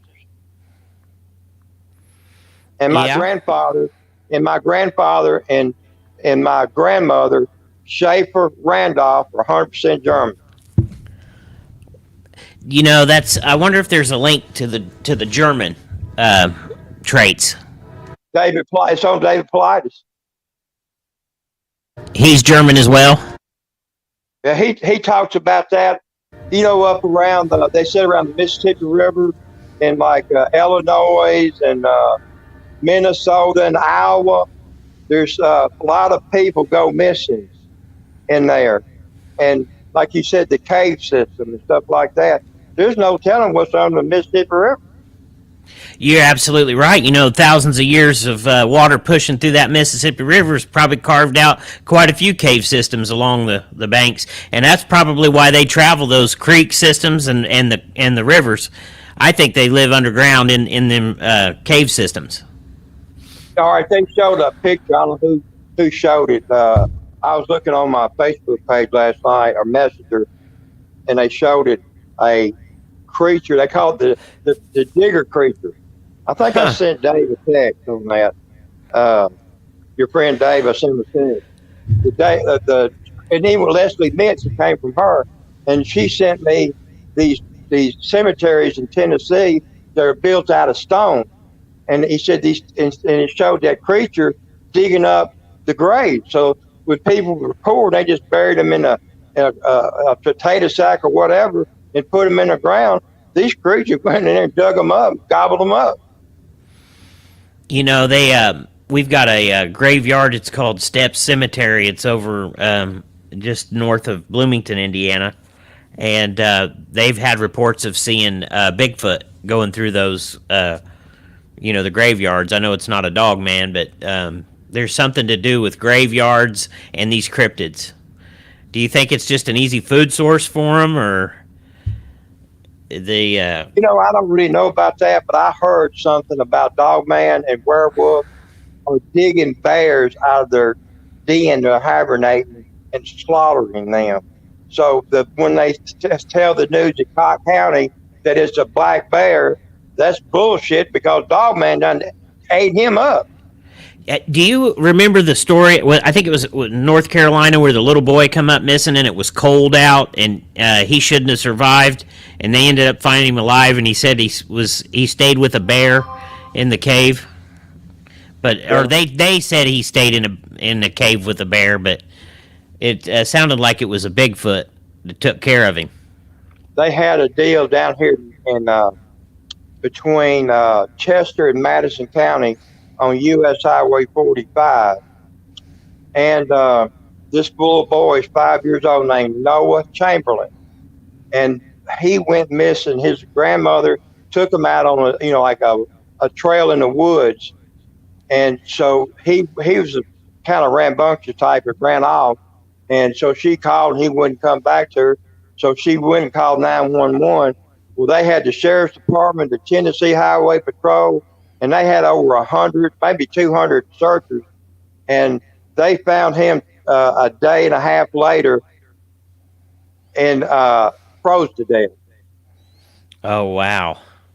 And so, and then one time, I was at Alpha Rehab twice, 18. I went back for 20. I was in the hospital in Jackson for a week, and they put me over there for 3 weeks.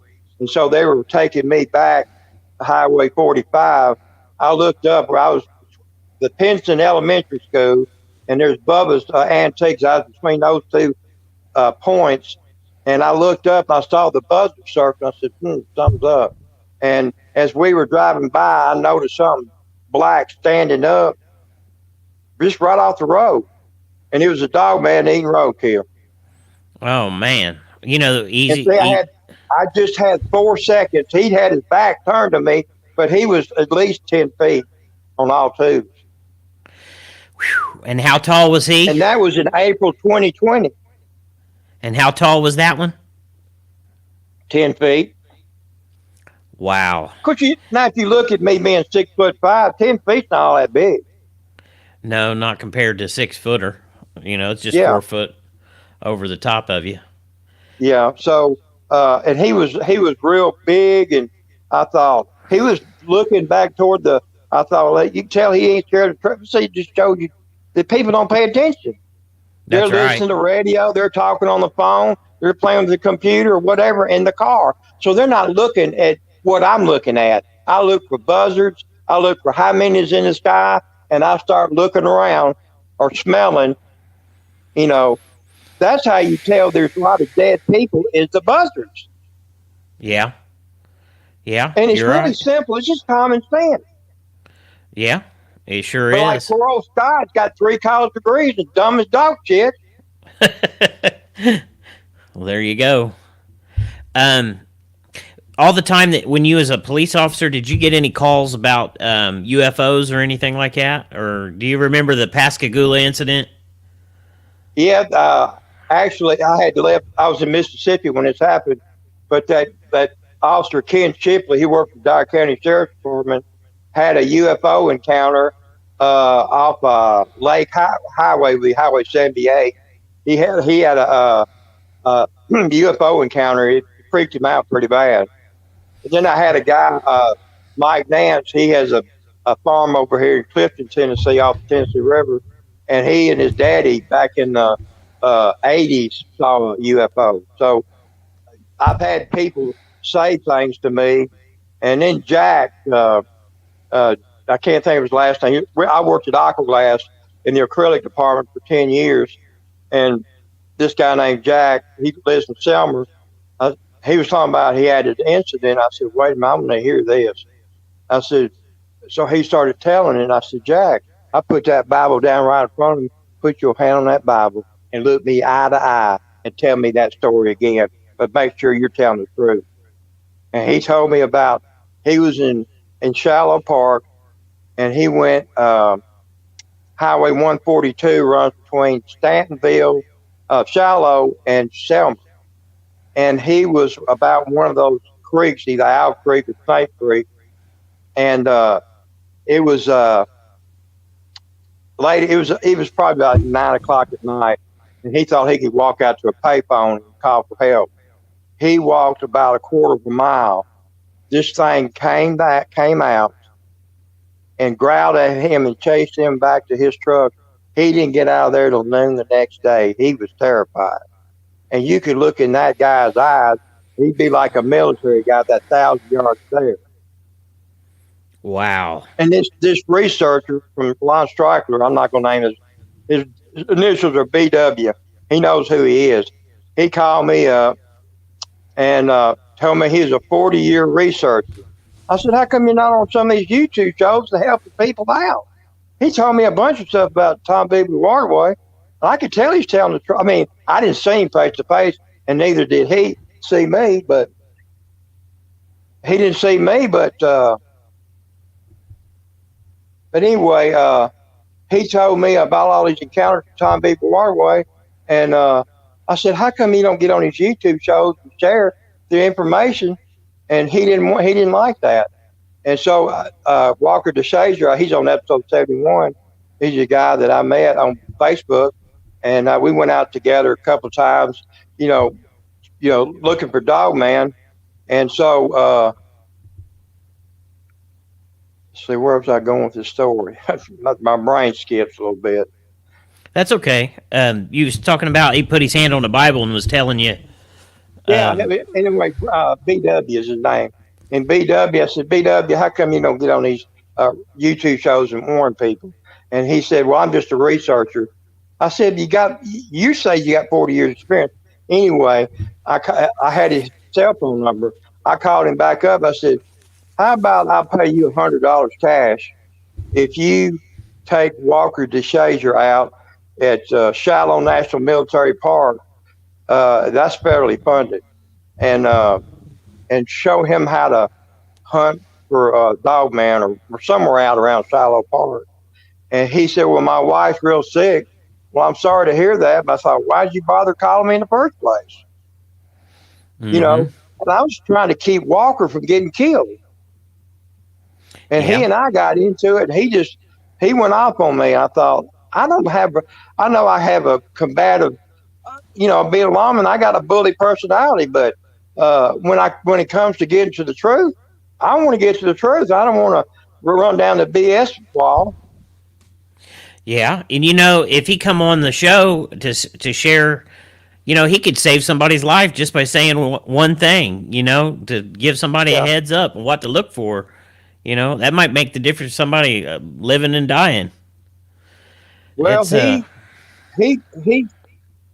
not scared of Bigfoots in Mississippi, and but I thought, well, yeah, you must be Superman with kryptonite in you. I don't know what the deal is, but he told me enough that I wised up real quick. I used to love to drive around these rural back roads, not anymore. I was at the hospital in Savannah, had to go to the emergency room, and I looked at that doctor. I was in there about 7 hours. I said, let me tell you something, buddy. You better give me something, and I'm going to be in my car, and I'm going to make sure I get at my door at Holiday Hills before the sun goes down. And he goes, well, what's wrong? I said, just get me out of here right now. I was not going to be caught on Highway 128, where in 2006 I had a broad daylight of a dog man chasing a deer down by the Sand Hill Holiness Church. I'm not going to go through that again. These are areas where you're having your sightings. Are they big forested, timbered areas, like where they have they cut down the trees for the paper down in Mississippi? No, these or the lumber. Some of them are. Some of them are like a forestry. I think the one at Sand Hill was a forestry for the school system back in the 60s. They used to have these little lands of plot and stuff, grow trees and stuff. They don't do that anymore, but they used to back in the 1960s. That was over in that area. And but these, I've seen them at Bruton Branch. I was walking when I was security guard at Points of Pickwick. It's a expensive lakeside resort on Pickwick Lake on the north, up toward Pickwick Dam. Anyways, on the Savannah, Tennessee side, I was walking to the fire station, which has been about,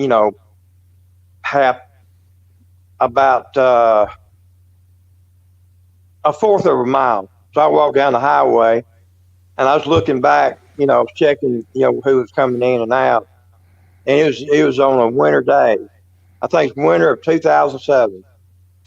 And I was coming back. I just like the construction gates coming back, and I saw something running between the trees at a fast rate, and it was solid black.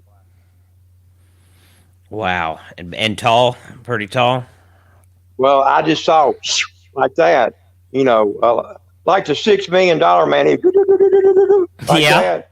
And it's like that. It's like these things are the ones I've seen. They'll stand still, stand up on bipedal, or be on all fours. But the one they're going down Windy Pines Lane where I live was on bipedal in 2015 because I was up 20 feet above the tree line, and I heard it go all the way down that road and not one dog bark. No noise, period. I live on the busiest Holiday Hills is the busiest, over 5,000 houses in here. 5,000 houses. Wow. 5,000 houses. We got a marina. We got 4 big marina slips, and they probably got 70 boats in there. Oh, man. Do you guys have a lot of islands or anything like that on the lakes where you're at? Yeah, we got something called the State Line Islands that runs a little bit to the south of Dry Creek. Dry Creek is where Darrell Worley likes to conjugate. And I have counted as many as 325 boats. They're bank to bank, front to back. You could walk boat to boat and never touch water. Oh, Lord. That's a lot Darrell of boats, Worley, man. he's a big country music singer. Yes, sir. And he's real big in Hardin County. He's from over here in Nixon community, Pyburn. That's where he's from, Pyburn community. But he made it big in the country music, singing that 911 song.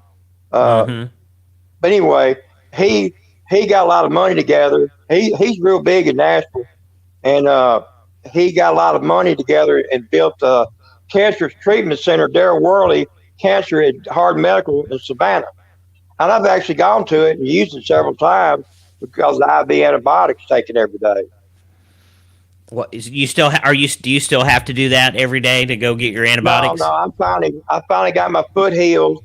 I spent in that 2017 to 2022, I spent $700,000 in hospital bills. Wow.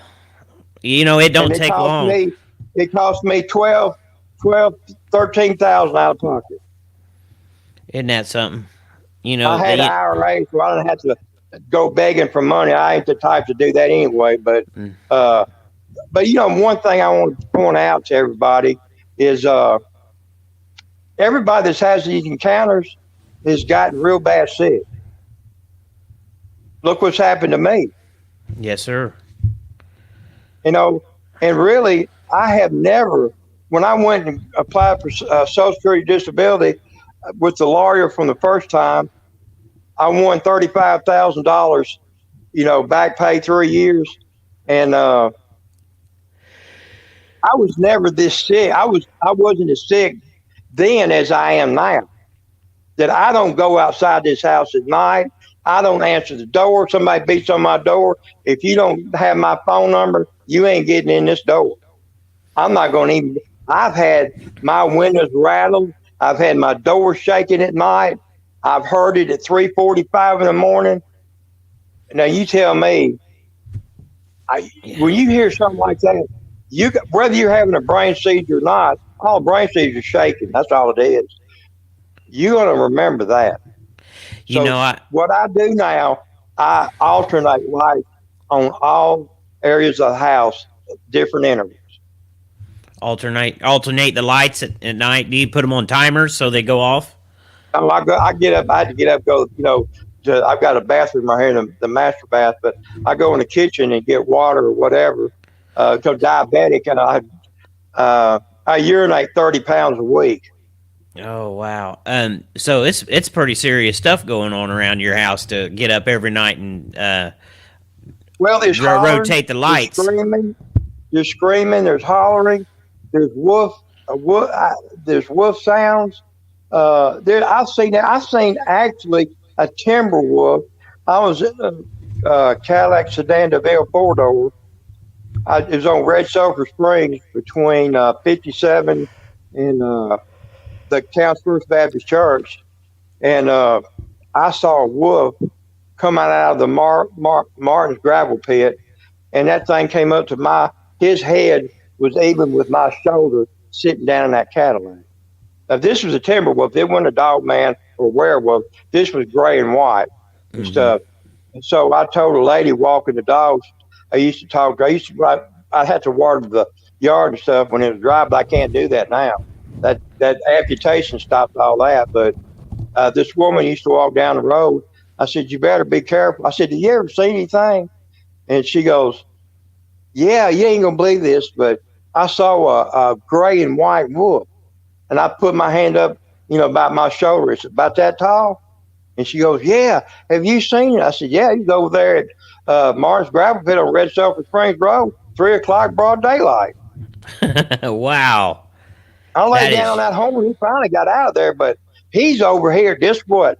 He has got my remote viewer, got a den behind around Shallow Falls, a road, and where Lyle's Lane backs up to Shallow Falls, he has dug himself a den, and he is killing people that leave their pets unattended outside at night. And I mean, man, these numerous pets have come up dead and mangled and killed, and it ain't coyotes doing it. See, but nobody, I can't tell anybody. I told my doctor, Michael Smith, he's from Memphis. I told Eddie Jenkins, he was from town, and Eddie Jenkins told me about Bigfoot on Gold Island. I said, well, I didn't know that.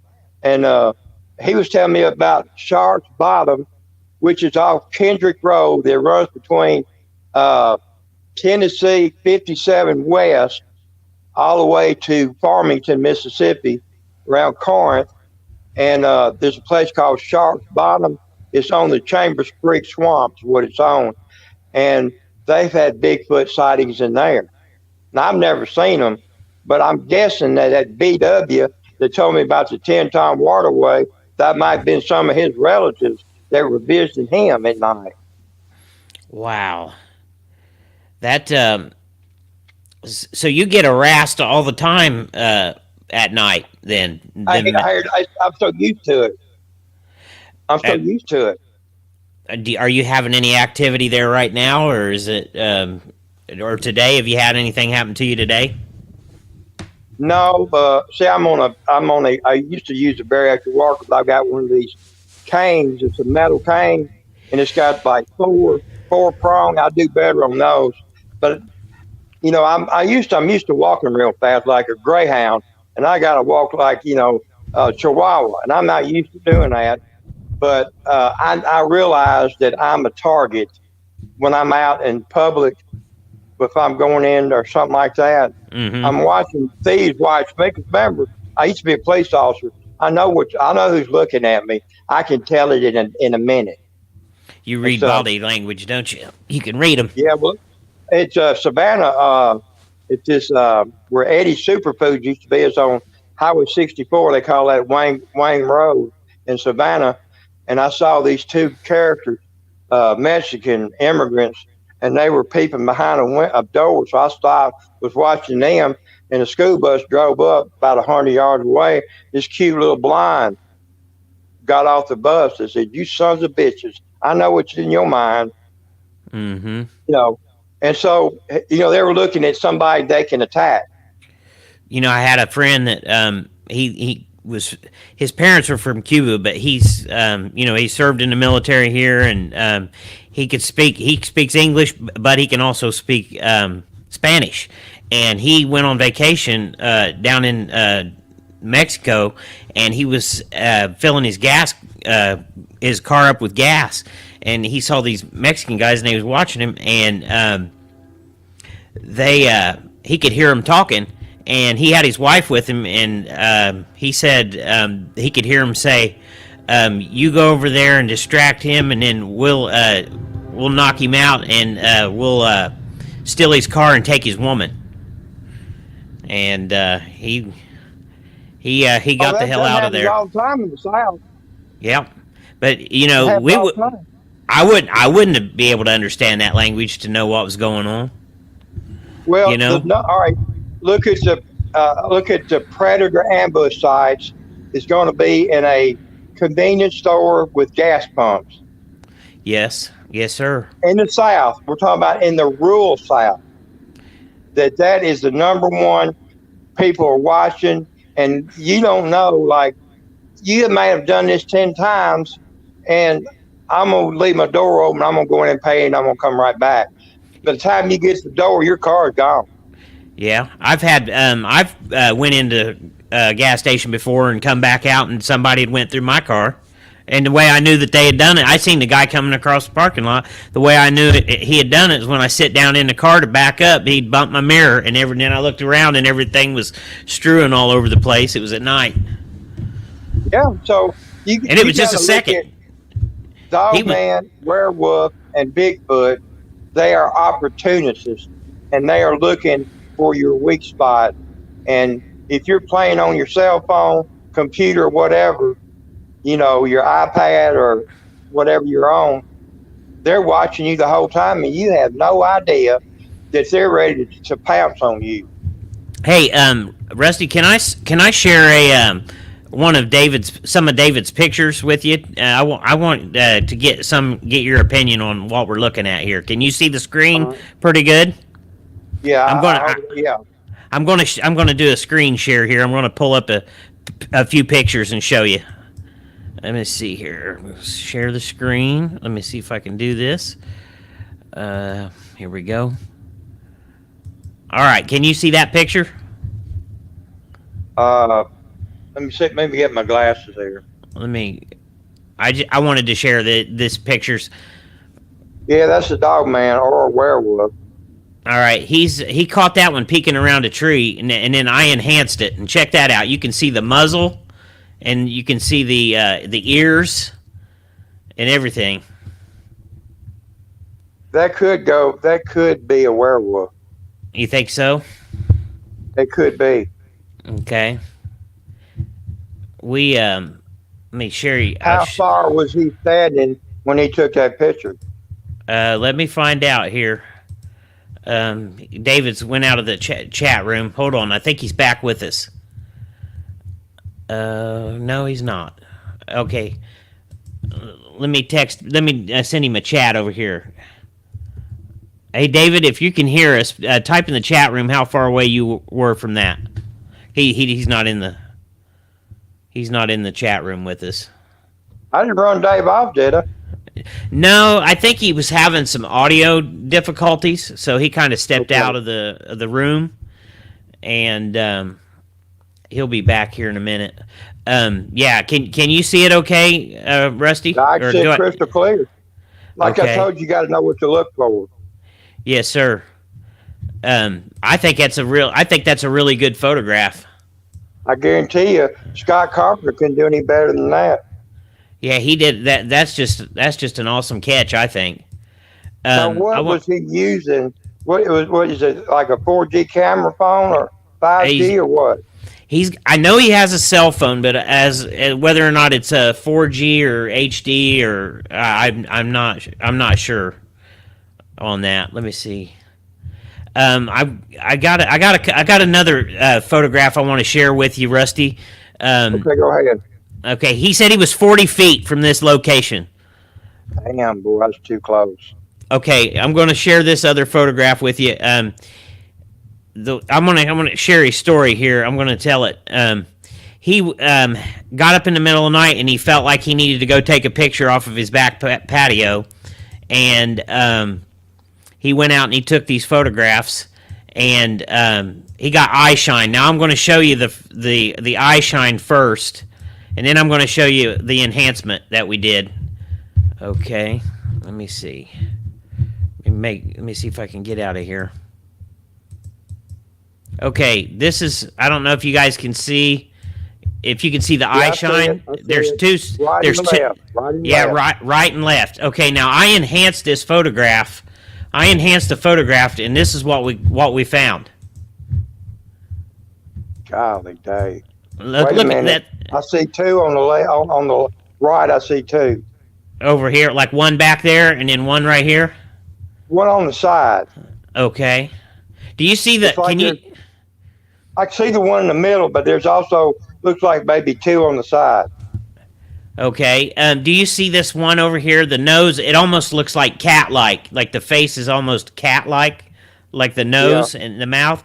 But look at the forehead up here. It almost looks like it has three knobs or three knots on its forehead.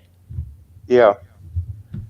And then this one over here didn't come out as clear as this one did. But man, there's some really good detail right there.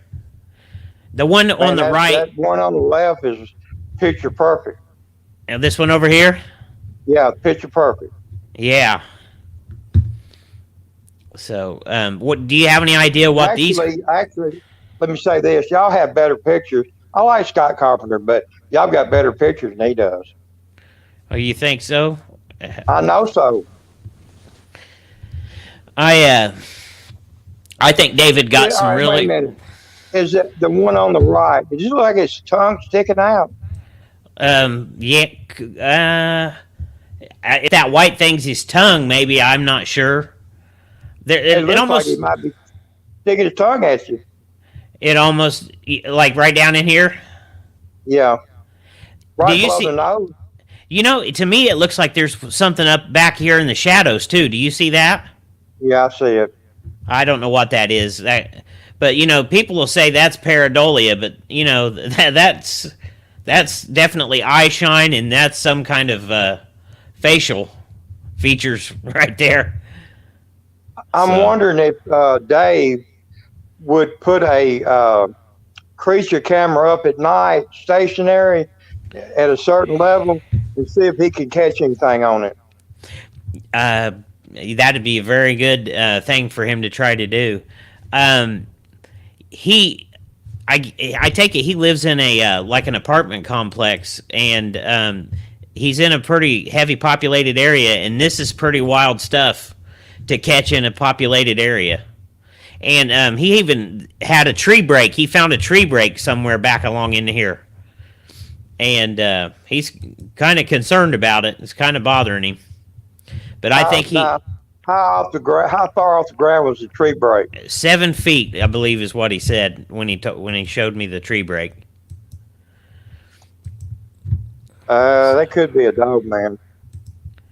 Okay, he's coming back in. There you go, David.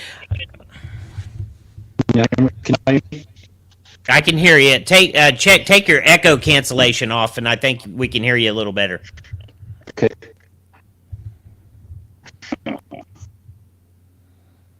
What about now? It's still kind of breaking up a little bit. Um, is your cell phone close to your microphone? It takes his camera takes 4K pictures, Rusty. Okay. Okay, zoom in on that one on the left. Oh yes, sir. I sure will. Okay, look up to the right. It looks like another face. Like up in here?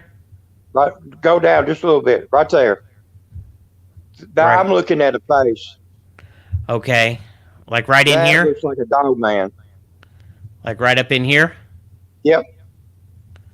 I can see the eyes, the nose, the bridge of his nose, and the ears. One ear is behind that little blob there, but the other ear is standing straight up. Remember, you see one, you're gonna see more than one. Oh yeah.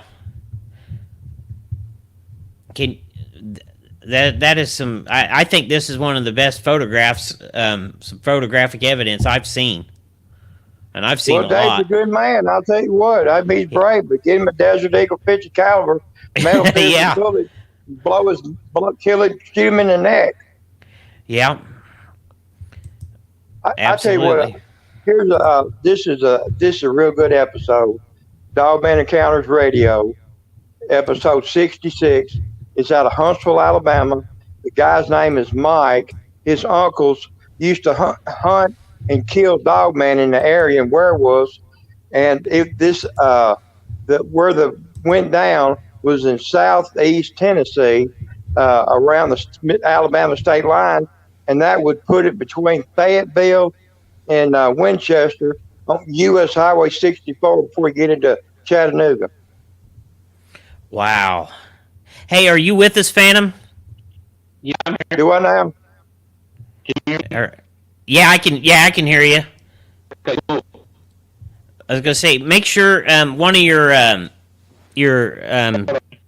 volume may be turned up a little loud. Go ahead, David.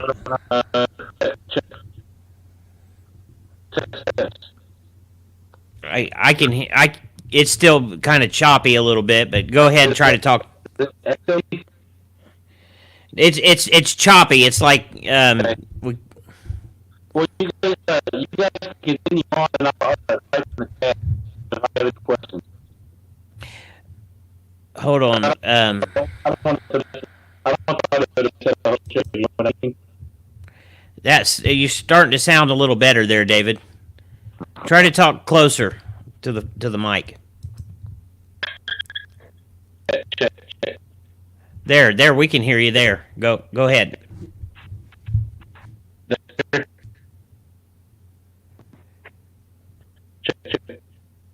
Okay. It's still breaking up a little bit. Can you use your phone, David?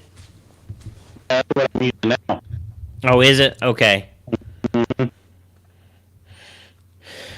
when I did my headset, you guys couldn't hear me at all. So when I took my headset off, y'all could hear me, but still, it was weird.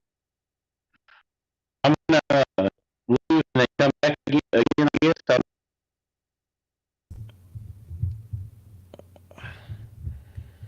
I think there you go. Can you talk to us again, David? Hang with us here, folks. We'll get it going here. Rusty, you still with us? Oh yeah, I'm just listening. Can you hear David talking okay? It may be on my end that I can't hear him. Are you having I can trouble? hear you crystal clear. I can't hear David at all. Oh, okay. But I'll tell you what, if David's got questions, just tell him to text it to me on Facebook Messenger. Okay. All right. Did you hear? I'll be glad to answer. Okay. Tell Dave now he outshines Scott Carpenter on these cryptid shots. 10-1 on that one. Wow. I'm not butt kissing either, but I'm just telling you, he's got an eye for these things. Yes, sir. He sure does. Let me see. Dave, do you want me to show him any other pictures You want me to share any of your other pictures with him? Let me see if he messaged you. Okay, he's coming back on. Okay. There he is. Okay, now talk to us, David. I can hear you just fine. Check, check, check. Gotcha. Okay. He's go ahead and talk to him, David. Yeah, I think this was an old picture. I got this like a year ago, but Did with the way you filtered it, made it a lot better. yeah, it Well, Dave, you need to go to East Tennessee and teach Scott Carpenter how to catch these dogmen. You got him beat 10-1. Well, believe it or not, Donald, the person I look up to is Kirk Stokes, Paul Chafin, and Scott Carpenter. Those I know three guys. Kirk. I know him.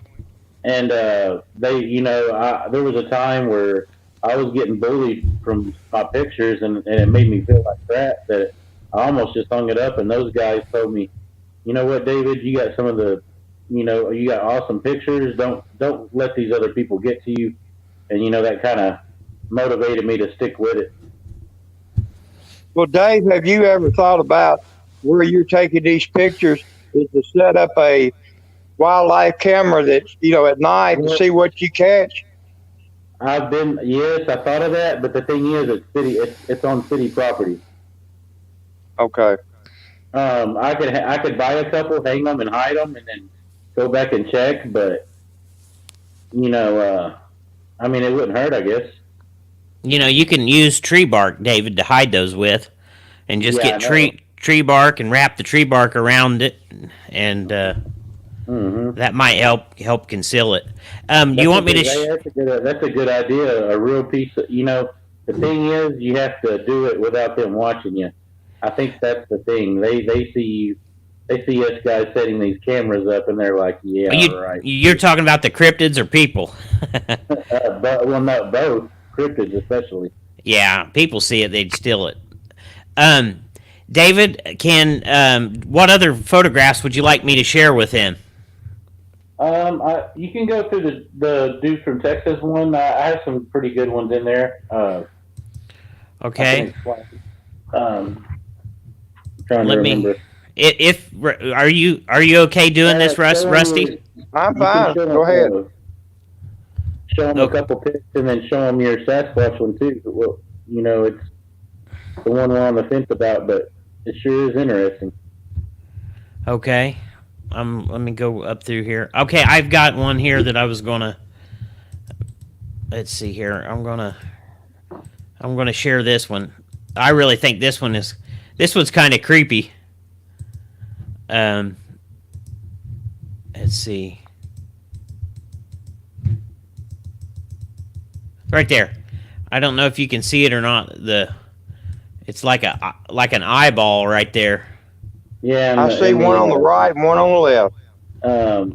It had a weird triangle-like head, pointy head, and then kind of like a. The one on the right's looking up at the one with the eyes shining. See, at first I was looking at this like it was looking straight at me, but the way the eye is, it might be glancing a little more. I don't know. If this is the I forehead, can barely see the ones on the right eye shine. I can barely see it. Mm-hmm. Is it this one right here? It's hard to make out. Oh, that's a good one there. No, it's on down a little further. Like that that's down. a good one there. Yeah, right there. Right there. Yes, I see what you're saying. I've got a 4G phone. I got it zoomed in. But I actually see. I know what to look for, and people don't. And people think it's going to be like Harry and the Henderson. Oh, here I am. It's not going to be like that. No. Do you have the original, Lee? Yeah, I think I'll have to go back and look, see if I can find it here. If not, all right. Okay. I got a question for Dave. Have you ever seen any kind of reptilian creature on those creek walks? No, but me and Lee have seen several in the pictures. What look like all kinds of reptilians, alien figures, you name it. I'm going to tell you a story. I want you to listen tight on this. This guy named Mark Allen, he's a wholesale grocery route salesman. He travels all over northwest Alabama, northeast Mississippi, southwest Tennessee. He took some type of a phone, had a computer chip, and he would go real slow down these real back roads that were usually empty for a long ways, 5 to 10 miles an hour, and then he would go home and download it. And I saw on US Highway 64 between Savannah and Crump in Hardin County these things cloaking in the trees when we had the flood of 2019. I saw them at Shallow National Park. I saw them cloaking 50 feet from the roadway on highway, I guess it's 22. Yeah, Wow. they were on a 50 mission. feet. I saw it plain as day. Like I said, you got to have trained eyes to know what to see. And Scott Carpenter did a good job, but Dave from Texas, you nailed it, buddy. I mean, you nailed it. I'm not trying to blow smoke up. I'm telling it straight. I'm honest. I'll tell it straight. You nailed this. If we could get you a creature camera and set up, even if you have to do it illegally, there's no telling what you'd catch at night. Yeah, I've been told by several people not to go out at night, and I kind of don't blame them. But if you don't want to go out at night, but go out in the daytime and find a tree that looks across where you're seeing these creatures, and just put it at a certain height, like maybe 6 feet, and when the creatures cross that beam, the light, it catches on the camera, and see what you get at night out there. Yeah, one of our other watchers, bushwhackers. But go in the daytime and put it up like that, and then go back a couple of days later and check it in the daytime. But don't do it at night. Rooster mentioned he sees reptiles in my pictures too. He saw one the other day that was a good one, and when you look at pictures, you don't notice them right off the bat, but more sets of eyes is better than one set of eyes, and you'll notice that you'll have people going, "Oh my gosh, look at that! Look at this! Look at that!" And it's stuff that I never even looked at first. Well, you do a good job on taking these pictures in the daytime. I'd like to see you catch some at night, but you'll have to get one of those critter cams and secure it to a tree, leave it out there for several days. If he's close to finding the Catman one, that's the only one that I kind of captured at night that was scary to me and told me not to go out anymore at night. Let's see if I gotta try to find that one again. It may not be in that gallery. Well, I thought. Well, you know what? I don't think it is. I think you sent it to my phone. Yeah, that's all right. I might be able to share it over, but I'm going to pull up some of these other photographs, David. I found the original. I found the original one. Let's see. Yeah, check out the original, and then what gave it away to me was like the eyeball right away. You'll see it just here in a second. There you go. Is it? Yeah, I see it right there. Yeah, oh yeah, that's a good one. His right eye is just barely obscured by that leaf, but I see the left fine. Yes. I posted this in another group, and some guy was like, "I'm an archaeologist, and I studied many pictures." He goes, "That's pareidolia," and I'm like, "Wow, it's nice to be judged by an expert, but I didn't say nothing. That to me is an eyeball, man. I don't care what anybody says." And you see these Dogman, like I see these Army Apache helicopters and Goodyear blends flying over my house. Yes. And people ask me, and I've got a 4G camera phone, and they'll say, "Well, how come I never see you catch a Dogman?" I said, "Well, a lot of times I'm, texting you or your friend Michael Crist, Sean Michael Crist. I'm texting y'all or some other people I know, and I just, my battery goes down, and I don't even think about it. And I did I call it the killing fields. I'm looking at the north window. It's over the side deck that runs the length of the house, and I saw that white eye shine. Now I guess I'm about from where I saw that shine, I'm about 12 feet off the ground, and I'm in a big queen size bed, and I could see that, and I can't see it now, but it's before it got dark. I saw that white eye shine, looking right at me. Whoa. And I mean, it didn't move. And I didn't want to provoke it. See, I was scared. I didn't want to provoke it. All these sightings, I've been in a car. I've been in a car. That's why I hadn't, that's a bad one there. There it is. That's the one I took at nighttime. And you know what? This was right out my patio. That looks like a duckweed. I bet I told many people have said cat. Well, the reason I say little cat man because the size of the leaves. This thing had to be 2 or 3 feet tall in the bushes. Man. And I don't know if that thing on the right is claws or what, but it looks like an ear tip. Even the slit. Hey, you'd make a good haunted trail, wouldn't you? Almost something like that. Hey, my wife said she was moving after she saw this picture, and hey, she did move. But for other reasons. I'd move. Heck, I'd pick up my crippled rear end and get out of there. Wow. So this is a perfect example of not to throw away pictures because. How come you don't have nightmares looking at this stuff?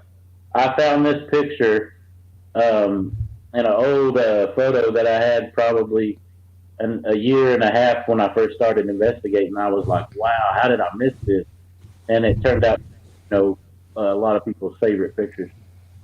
So hey, never throw away pictures, man. It's almost like these things. Okay, now you said you saw this right outside your house. I didn't see it. I just snapped photos, and it was in my pictures. Okay. Can you sense with the sixth sense? I've got a strong sixth sense. Yeah. I can tell when there's danger, real quick. Well, I don't get a danger feeling. I get a like the one Lee told you about. I was laying in bed and it was storming and I couldn't sleep. And, I just thought it was my mind telling me just to go on the patio and chill, look at the storm. But my intuition was go out there and get a picture. And that's what I did. And I didn't see no eye shine. And then when I took the picture, I couldn't believe my eyes. I saw the eye shine. And then my butt came inside the house, locked the door, and I looked at the picture more, and then I peeked out my blinds, and I was like, "Man, I see something out there in this picture." Have they ever done any window tapping on your house, Dave? Have they ever done any window tapping or door rattling? No window tapping, but when my wife was staying here about a year ago, she said she had the feeling of being watched through the wall. She was taking a bath, and she goes, "I feel like I'm being watched. I feel like I'm being watched." And I was like, "What? That is weird." I've never heard that one. I've heard through windows and stuff like that, but not straight through the walls. But back behind my apartment is nothing but a tree line, and there's a creek that goes into the Trinity River that opens up in Texas. More parts, and there's a tree line on that side too.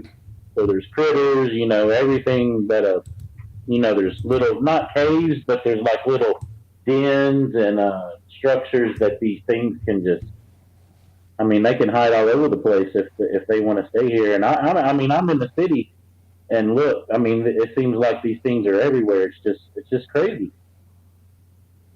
Really. Well, I'll tell you what, Dogman Encounters with Jeffrey Noldami, he's out of the Adirondacks in New York State.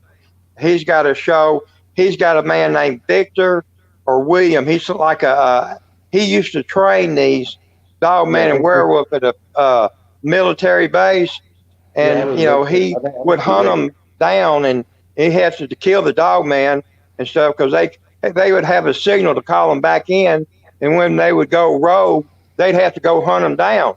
And that Victor with Jeffrey Noldami's Dogman Encounters, he has really come forth I think he's retired. He's in real bad health. I think he's got kidney problems, but like on dialysis. But he has really shared a lot of vital, important information on Jeffrey Nozdami's Dogman Encounters. It'd be worth just for y'all to go check out Victor and stuff. Just Google it, Dogman Encounters Jeffrey Nozdami, and Jeffrey's a really. I've been on his show 3 times, and been thankful he's had me on there. Vic had me on once. Lance Hire had me on 3 times. Amanda Lawson had me on once. Supernaturals had me on once. I'm not trying to be the Dogman kid or whatever, Dogman man. I don't care for that, but I just want to warn people. This stuff is real, and it's all over the place. And like you, Dave, your wife felt it in the walls. Mm-hmm. Oh, and you that's what people need to, pay attention. She knew something was there. She was just, she didn't want to hear about it. She didn't want to learn about it. She didn't want to. She saw my second wife saw the one in 91 at Mississippi Highway 35, Scott County on Harpinsville Road. Harpinsville Road runs into the Bentonville National Forest, which is near Morton, Mississippi, off Interstate 20 between Jackson and Meridian. And they had the Mississippi Bigfoot Club. They go into the Bentonville National Forest. I have belonged to them just to see what they're seeing in there. Wow. That's amazing. Are you guys? Yeah, this was this was actually taken at Lake Glenbrook, about 15 minutes away from me, at the creek bed, and there was only one print, and it freaked me out because I was like, wow, 5 inches, 5 inches by a little under 5 maybe, by I should have got the width, but I'm guessing a little over 3. That's a big ass dog print. And the claw on it on this one side kind of looks unusual. Yeah, the left side. Yes. Yeah, it obviously made a print and then dried up, but man, it's just so bizarre how we've been finding prints that will just be one, and that's kind of bizarre. Leah's came across a baby Sasquatch print, and then I've come across just one Dogman print, and it's like, where are these other ones? It's just weird. Like they're wanting to reveal themselves to us, even though I know they are already. Hey, David, I was just looking at this photograph that you sent, and I want to see if Rusty here thinks this might be a reptilian. Okay. Oh, did you find the? Are you talking about the print or the being? The being. Yeah, it definitely has a. I can see which one you're talking about. It definitely has a. Well, I was thinking Dogman by the way it was standing up, but. All right, Dave. Did you show me that? Because everybody shows pictures to me. Was it you that I said I saw a praying mantis? It could have been in this one. There was a lot going on in this picture. This was a cloak form, but it looked right in the face, looked like a big old praying mantis. People tell me that they're, they call them totem pole structures, that they stack on top of each other and make, they kind of manifest. And it even looks like there's a face coming out of his lower, like his thigh part. Really weird. I don't know, man. You guys, your guess is as good as mine on that one. It almost looks like it has a mohawk type thing on the top of its head. Do you see that? Yeah. Well, see, my brain is always trained to the 2 tips of the ears, and then I go from there. But I see exactly what you're talking about. See, one tip of the ear could just be from the leaf, and then the other is, whatever. Yeah. But looks like there's an elephant in there too. Well, he's holding on to something. Yeah. Look at his hands. Look like he's cupping down. He's like he's cupping a head down on there, on the lap. Down in here? And I couldn't tell. On the lap, right there, arm, right above the red circle line on the bottom. right above the red circle. Yeah, just over to the right a little bit. Right there. Yeah, right in there. Oh, Doesn't that look like a head to you and a nose and eyes? It looks like he's got a smirk. What's up with that patchy spot, like around where his heart would be? Yeah, like right up here. No, like look at his chest area. Up higher. Like right in here. No, up higher. If right that here. Was his chest, even up higher, right there. Yeah. Well, I thought that was the head of the creature. Like this is the head. I was looking at that like the torso, and then that was the head, and then you can look at them all kinds of ways. It's almost like those 3D puzzles. Yeah, I thought this was the head of it right here, and that's like his shoulder going down. I see what you're saying. And then this thing's got a hand, like it's got its hand up. Ooh, it does look like a reptile because its mouth is open. Yes, and then it's got something right here on the chest. You were looking at it more like a side profile. I wasn't. I was totally missing that. Yes. I see what you're saying. There's something that looks like a face here, but this to me looks like the silhouette of something. Mm-hmm. So it's just weird to me how these shadows should pop as trees or whatever, but they sure look like some kind of beings or something. I'm not sure what's going on, man. Well, anytime you see a dark spot in a green foliage, that's something going on. Mm-hmm. Oh yeah. Oh, no doubt. And man, Rooster's got some amazing pictures too, and structures, and Shane's getting some now with he's got his new camera, and man, they're going to be changing the game. I got to get a new camera. David, you want me to show him that one that we found when I went out? One of my pictures. Yeah. I want the people to see that too. If there's one right here. Rooster and them are still in here. There's one to. What's that on the bottom screen? The bottom. Like right down here. Yeah, right there. Yeah, that looks almost like it's, I don't know, like some kind of a dog ears or something.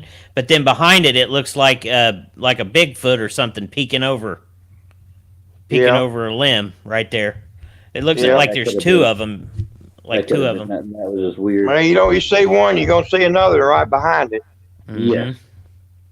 You're right. 90% of my pictures, if you look, there's always other ear tips and heads right behind it. There you go. Every time.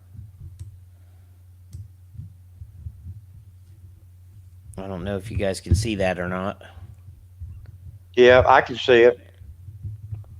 Actually, it looks like to me 4 faces on the top part there.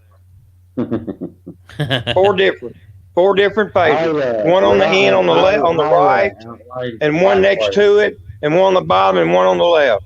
Yeah, like one. I outlined it. I mean, I thought it was the Dogman because it had like a ear tips like that were kind of floppy. You can see them. You want me? You want me to show him the one, David, of it sitting on a? Yeah, show him your bump on a log. Yeah, the thing on the log. Bumpy. Here we go. Honest opinion when you first look at it, you guys.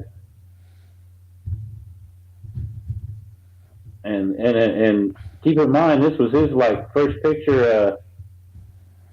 Yeah, this is my first time ever doing this. Do you have the one with the log in the background? Yeah, I do. I'll have to go up and. Man, that really makes it. Well, you can see the eyes in that one, but the one where it was darker, man, you could really make it out. Yeah, I'll pull that up. Hiding behind a little bit of the bushes, but there's a log going diagonal. You just can't see it, and he's sitting on it. Yeah, he'll find it. Yeah, it'll take me just a second here. I thought it was a good picture, especially for a good a first time outing. Just to try to get a picture. I thought it was outstanding. And then he had not only that, he caught an orb in this picture and what looks like another Sasquatch. Yeah, I'm getting close. We'll have to show it to you what we're talking about. I've got a bunch of them here.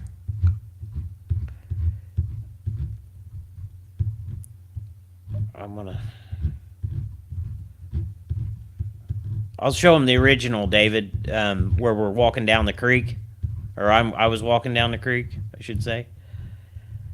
Okay, I'm gonna show him this one too. Okay, there's that one, and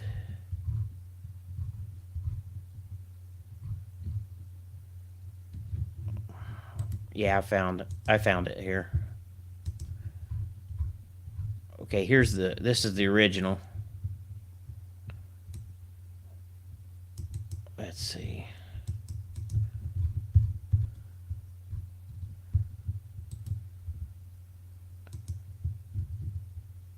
All right, here we go. Okay, that's that one. There's the original. And you can see it's sitting on a log right here, and it looks like its feet's crossed. And then you can see the nose and the eyes and the head of it. Can you see it, Rusty?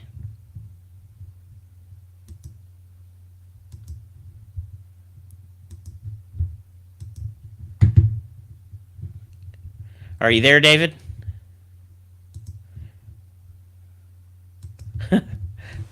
We've lost our guest.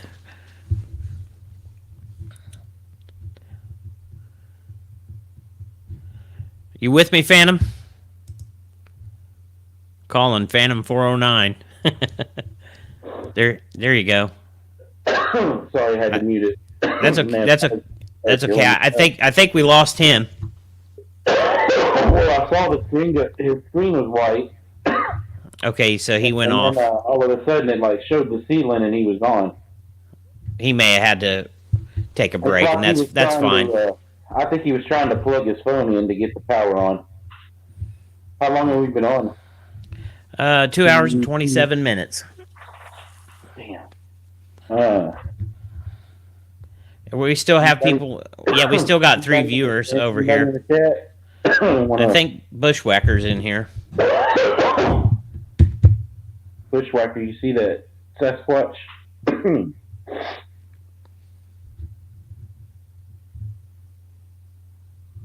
Thank you, Tracy, sticking with us.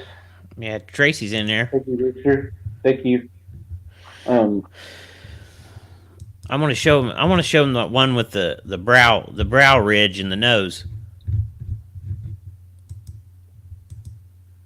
Man, David, you got some good stuff there, man. Appreciate it. I'm telling you. Check this out, Tracy. This year compared to last has been different. I don't know that I didn't. The screen share went off. Hey, I like how you zoomed into that. There's one of them that had a Sasquatch forehead in it. Hey, the picture quality is excellent on the. Is it? Well, excuse me. What's weird on the computer? It's kind of blurry, but on the TV screen, it's like HD, cool looking. Huh. Yeah. Excuse me, y'all. I'm sorry. Man, I've been feeling these allergies have been killing me. Every time they do the landscaping, y'all have to forgive me. Let's see. I'm gonna have to. I don't know why, but it took her. I think when he went off, it took the screen share out. It could have. We can exit and try to come back in, see if he's there, but. I'm gonna Can we still end the show with the? Can we still thank him and then end the show?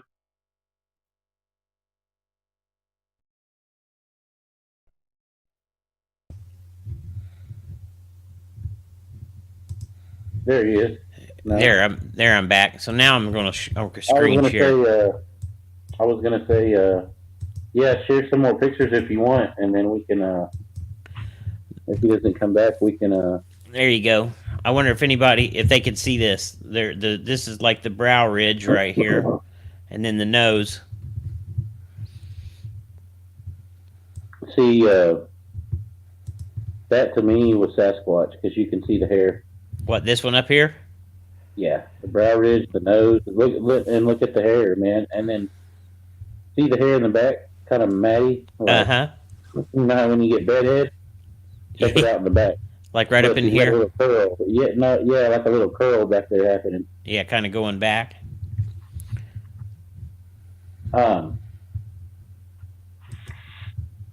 You know, I would have never found that. You found that right off the bat. You were like, "Look at that Sasquatch." I was like, "What are you talking about?" Well, the reason why I looked at, I see dogs and everything, but you're like Paul. You see figures inside of nature, and that's what Paul's trying to get more like.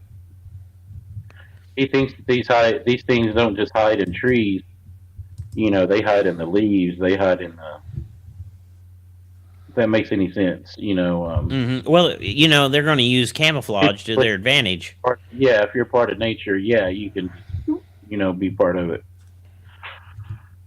I wonder if the bushwhackers in here with us, old bushwhacking the rooster. I don't think so. I think we lost these guys. Really? Let me refresh. I see we have 3 viewers, but I don't know who they are. I think it was Tracy's in here with us, I think. Tracy's loyal. She'll stay in here even though we're not doing nothing. Well, David, do you want to call it a show since he's off? Can we? Are we able to end it with a song though? Yeah, I can play our song, and just let it go out. Let's give some shout outs before we get off of here. Yeah. At least the technical difficulties was at the end instead at the beginning. Well, we tried to bring you guys some good stuff tonight. I hope you guys enjoyed the show. We'd like to give out some shout outs, especially Vic Cundiffs and his show. He's just got an awesome show. What's the lady from Paranormal Brew? We'll give them a shout out. If you guys haven't checked her stuff out, she's got some really good stuff. She just got an award. Congratulations on the award that she got. You know, we're just all out here having a good time doing our shows and just having fun with it. And it's a good time. And let's see, we got Bushwhacking the Rooster, or with the Rooster. And that's the name of his show on YouTube, right? Correct, David? Bushwhacking with Rooster. Bushwhacking the Rooster. Yep. Heck good yeah! Group, good group, solid people, and all about it. Hey, we had what was the West Coast Dogman? Shane West Coast in the house? West Coast Dogman Project. I have my little group, Texas Dogman Project. By the way, if you ever want to get a hold of me, I know we have a number on the show too. You guys are always welcome to look me up on Messenger, David from Texas. Whether it be if you just want to talk or encounters or reach out to us about the show, anything like that, reach out to me. We would like. Yeah. Go ahead. No. I was just going to say we like that because we like to help people. I'm sure Lee will end you guys with the number, but I have some shout outs too. You know, without these guys, you know, they helped me tremendously. Kirk Stokes, Paul Chafin, man, you guys rock. And, you know, don't let the haters get you down. Everybody knows these things are real. They know these are pictures are showing the proof, and you know a lot of people don't like this, but it's okay. We're to the point where we're not doing it for them. We're doing it for us. We've established they're here, and we're ready for the next step in research, whatever that may be. And we're just glad we have people coming together, great groups going on, great just conversation, great friends. We're meeting great people, and just want to continue the journey. And shout out good friend Antonio.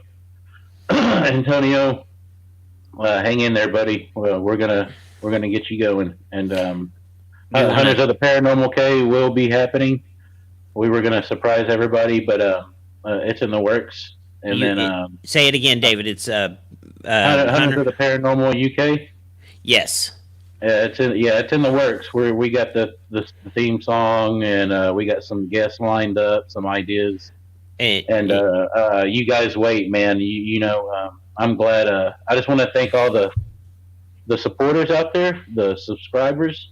I mean, for you guys to listen to our shows that are, I'm sorry, some are long, but you guys break them down, listen to them. You guys have been great. We have some even more great guests coming. We have tomorrow Heidi Hollis, and we're breaking our, not so much our female category, but she knows her stuff, and I just hope we behave, and we'll treat her, like treat her right. We treat her right, yeah. And y'all don't want to miss. She's only giving us an hour, but she what is her stuff? Lee, the Hat Man, Shadow People, and what else? Anything paranormal, like UFOs, cryptids, Bigfoot, UFO, Dogman, the whole 9 yards. She's works for Coast to Coast AM and has her own radio show. I take it, and several shows, and I think books as well. Yes, and so that will be awesome and good stuff. It's going to be an early show. I think 2 Central, 3 Eastern. Mm-hmm. But if you can't catch it live, you can always play it back. I've always been interested in the Hat Man topic. I don't know about you, Lee, but maybe we can all get some answers. That's what this is all about. And I just want to say thank you to our subscribers, our fans, and thank you for sticking with us when we need you, and most of all through the ups and downs and our technical problems. And you guys are still always there to back us up, and it means a lot to us. And that's it for me. How about Royce Stubblefield? We give a shout out to him. He's like our uncle. He's like our cool uncle. Royce. He already said he's calling us nephews. So he's one awesome dude, man. He's awesome. Guy Winters, thank you. Yes, what a wealth of knowledge. I'm still taking the vitamins you told me about. Don Biggiefoot Neal, amazing guest. Preston Dennett has got a best-selling book out. He's a best-selling author on. You can find his book on Amazon. I think he has the number 2 UFO book on Amazon right now. And at the time we really didn't even know. Type in Preston Dennett on Amazon, and his books will come up. Yeah, and not only that, he has an amazing YouTube channel. Lots of encounters. He talks to people that's had these encounters, and we can't wait to have him back. Check him out. He's a good fan of ours too, and we're a good fan of him. And you know what, Lee? It's just been great, isn't it? To yes, surround ourselves with just people that are like, I don't want to say like us, just passionate and without all the drama. We can just, everybody's opinion matters. We always say that, and we're not going to judge you, and we're not going to turn our backs on you. No matter what you guys say or think. And like I said, hit me up on Messenger, David from Texas, and if you guys got any encounters, let us know. On our pictures that we're putting out there, we're not going to say one way or another that it is a Dogman or a reptilian or a Bigfoot, or because that the word pareidolia is out there, and pareidolia is a big deal, and we're gonna if we can try to debunk these photographs, we're gonna do it.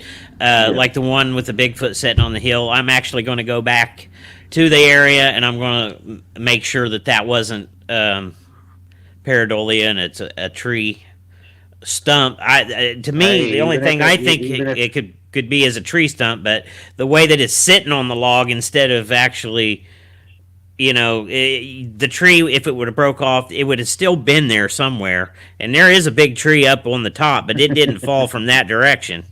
You know what I mean? Unless it rolled, but I'm curious too. You got to let me know. I'm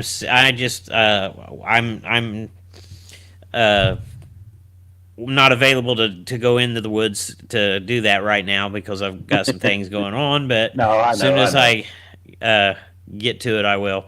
But we're gonna try to do a show one night. It'll be like an open lines night where people can call in, and Yeah. what we'd like to talk about is our dreams, and we'd like to put all our dreams together and see if there's a if it's connection and if it's telling future events because. David has some very vivid dreams. I also have some very vivid dreams. I know there's a lot of people out there that know what we're talking about, and they have the vivid dreams as well. So let's do a show about it and see what we can come up with. It doesn't hurt. Hey, I want to give well, not necessarily a warning, but a heads up to some things that are going on out in the world that people may not be aware of. Our food supply is under attack. Yes. They've been burning down. Stop Mhm. watching the Johnny Depp bullshit and I'm sorry, pardon my French, but it's a distraction. Yes. Stop watching the news about Johnny Depp this, Johnny Depp that. They're because what they're doing is blinding us from the truth, and they're attacking we know what that is, and they're not going to show that on the news. They're engineering a food shortage. They're attacking our food supply. They're burning down organic farms, and when I say they, it's the elite, and we're not going along with their propaganda anymore. And they're trying to engineer a food crisis, and I'm just you know what? No, that's all I'm going to say. stock up on food if you can because the prices are going up even higher. And I'm not trying to scare anybody. I'm just trying to get everybody ahead of the game here. And one thing to concentrate on when you're prepping and trying to buy survival food is focus on protein. They are trying to take the protein out of the market. They're trying to eliminate cows and that it's all taking away our water. Yep, and you can see it with the price increases in the gas. They're trying to phase our gas powered cars out by increasing the gas the gas prices. So I just want everybody to be aware that our food supply is under attack. We had a farm here in Indiana where I don't know how many thousands of hogs were burnt. Somebody caught their farm on fire and burned it down and killed a bunch of hogs. There are reports coming out of Iowa and other states where they are burning. They burnt 5 million chickens, which we're going to be affected by that. Everything has a pyramid effect. And we love you guys, and we want everybody to be protected. So just be aware of what's going on. You're not going to see it in the news, but just be aware that they're engineering a food shortage and a food crisis. And I don't know what the end game is or the agenda, but those who control the food control the people. So yes, keep your eyes. Keep your eyes open, and you'll eventually start seeing the truth because everything they hide, they put in plain sight for you to see. Yes. Mm-hmm. For them to be doing that, there's something else going on in the world that they don't want us to see. It's like walking across the street. You can either look in one direction and take a chance on getting hit, or you can look both ways and be safe crossing the street. So, good analogy. Just be aware of everything around you and keep your eyes on and head on a swivel. Yes. But not trying to scare anybody, but I'm trying to just get the word out. A lot of people don't even know that this is going on. Nothing wrong with letting people know. That just means you care. Yeah, and if you guys are really interested in a good platform, I would suggest going to Telegram. You're going to get information on Telegram that you're not going to find anywhere else. And there's a lot of people that have went over there. the stuff they don't want on the media, you will get on Telegram, and trust me, You won't be. Lee will show you 20, 30 things a day that's just will blow your mind. Absolutely.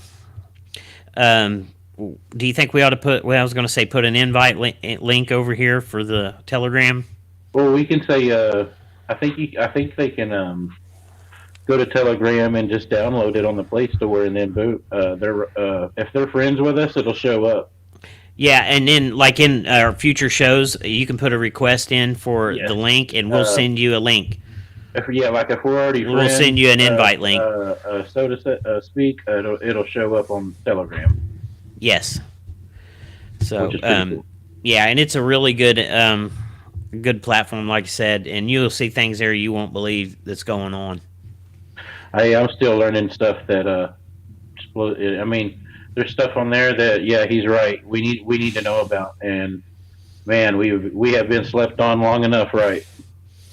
Oh yeah.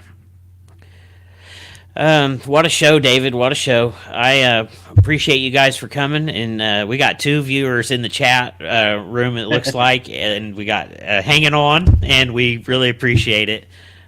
Shout out to you guys, whoever the 2 are that's in here. I think it's Tracy. Hanging on by a thread. Tracy, and don't miss us tomorrow. The Hat Man lady will be a great episode, even though we get her for an hour. We'll 3 o'clock. We're gonna 3 Eastern, 2 o'clock Central. And we're gonna shoot for that, but we have some audio things going on here. It's 5, 10, 15 minutes later, right? Absolutely.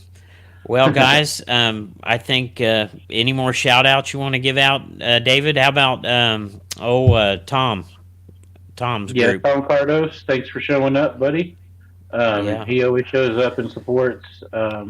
Hope your foot's better, man, and tell your wife Lori, your wife Lori, hello. And I'm trying to think who else. I think Kenny.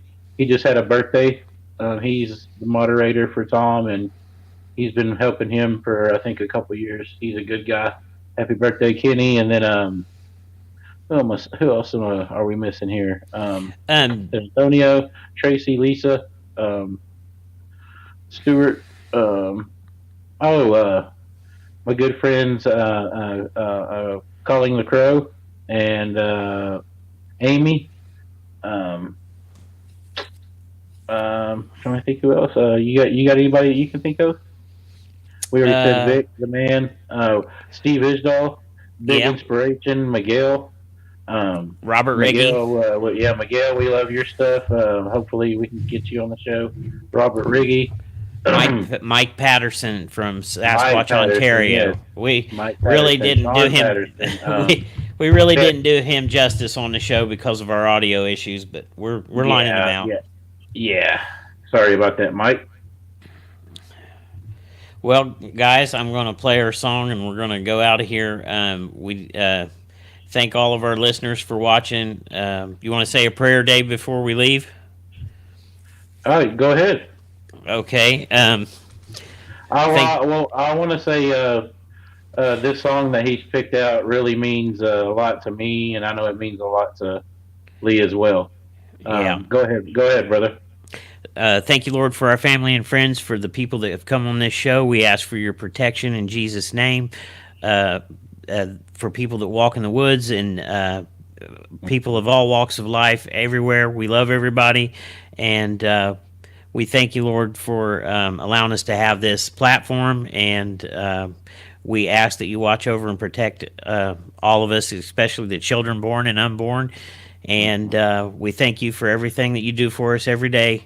In Jesus' name I pray. Amen. Amen. Well said, bro. Here we go. Amen. Well said.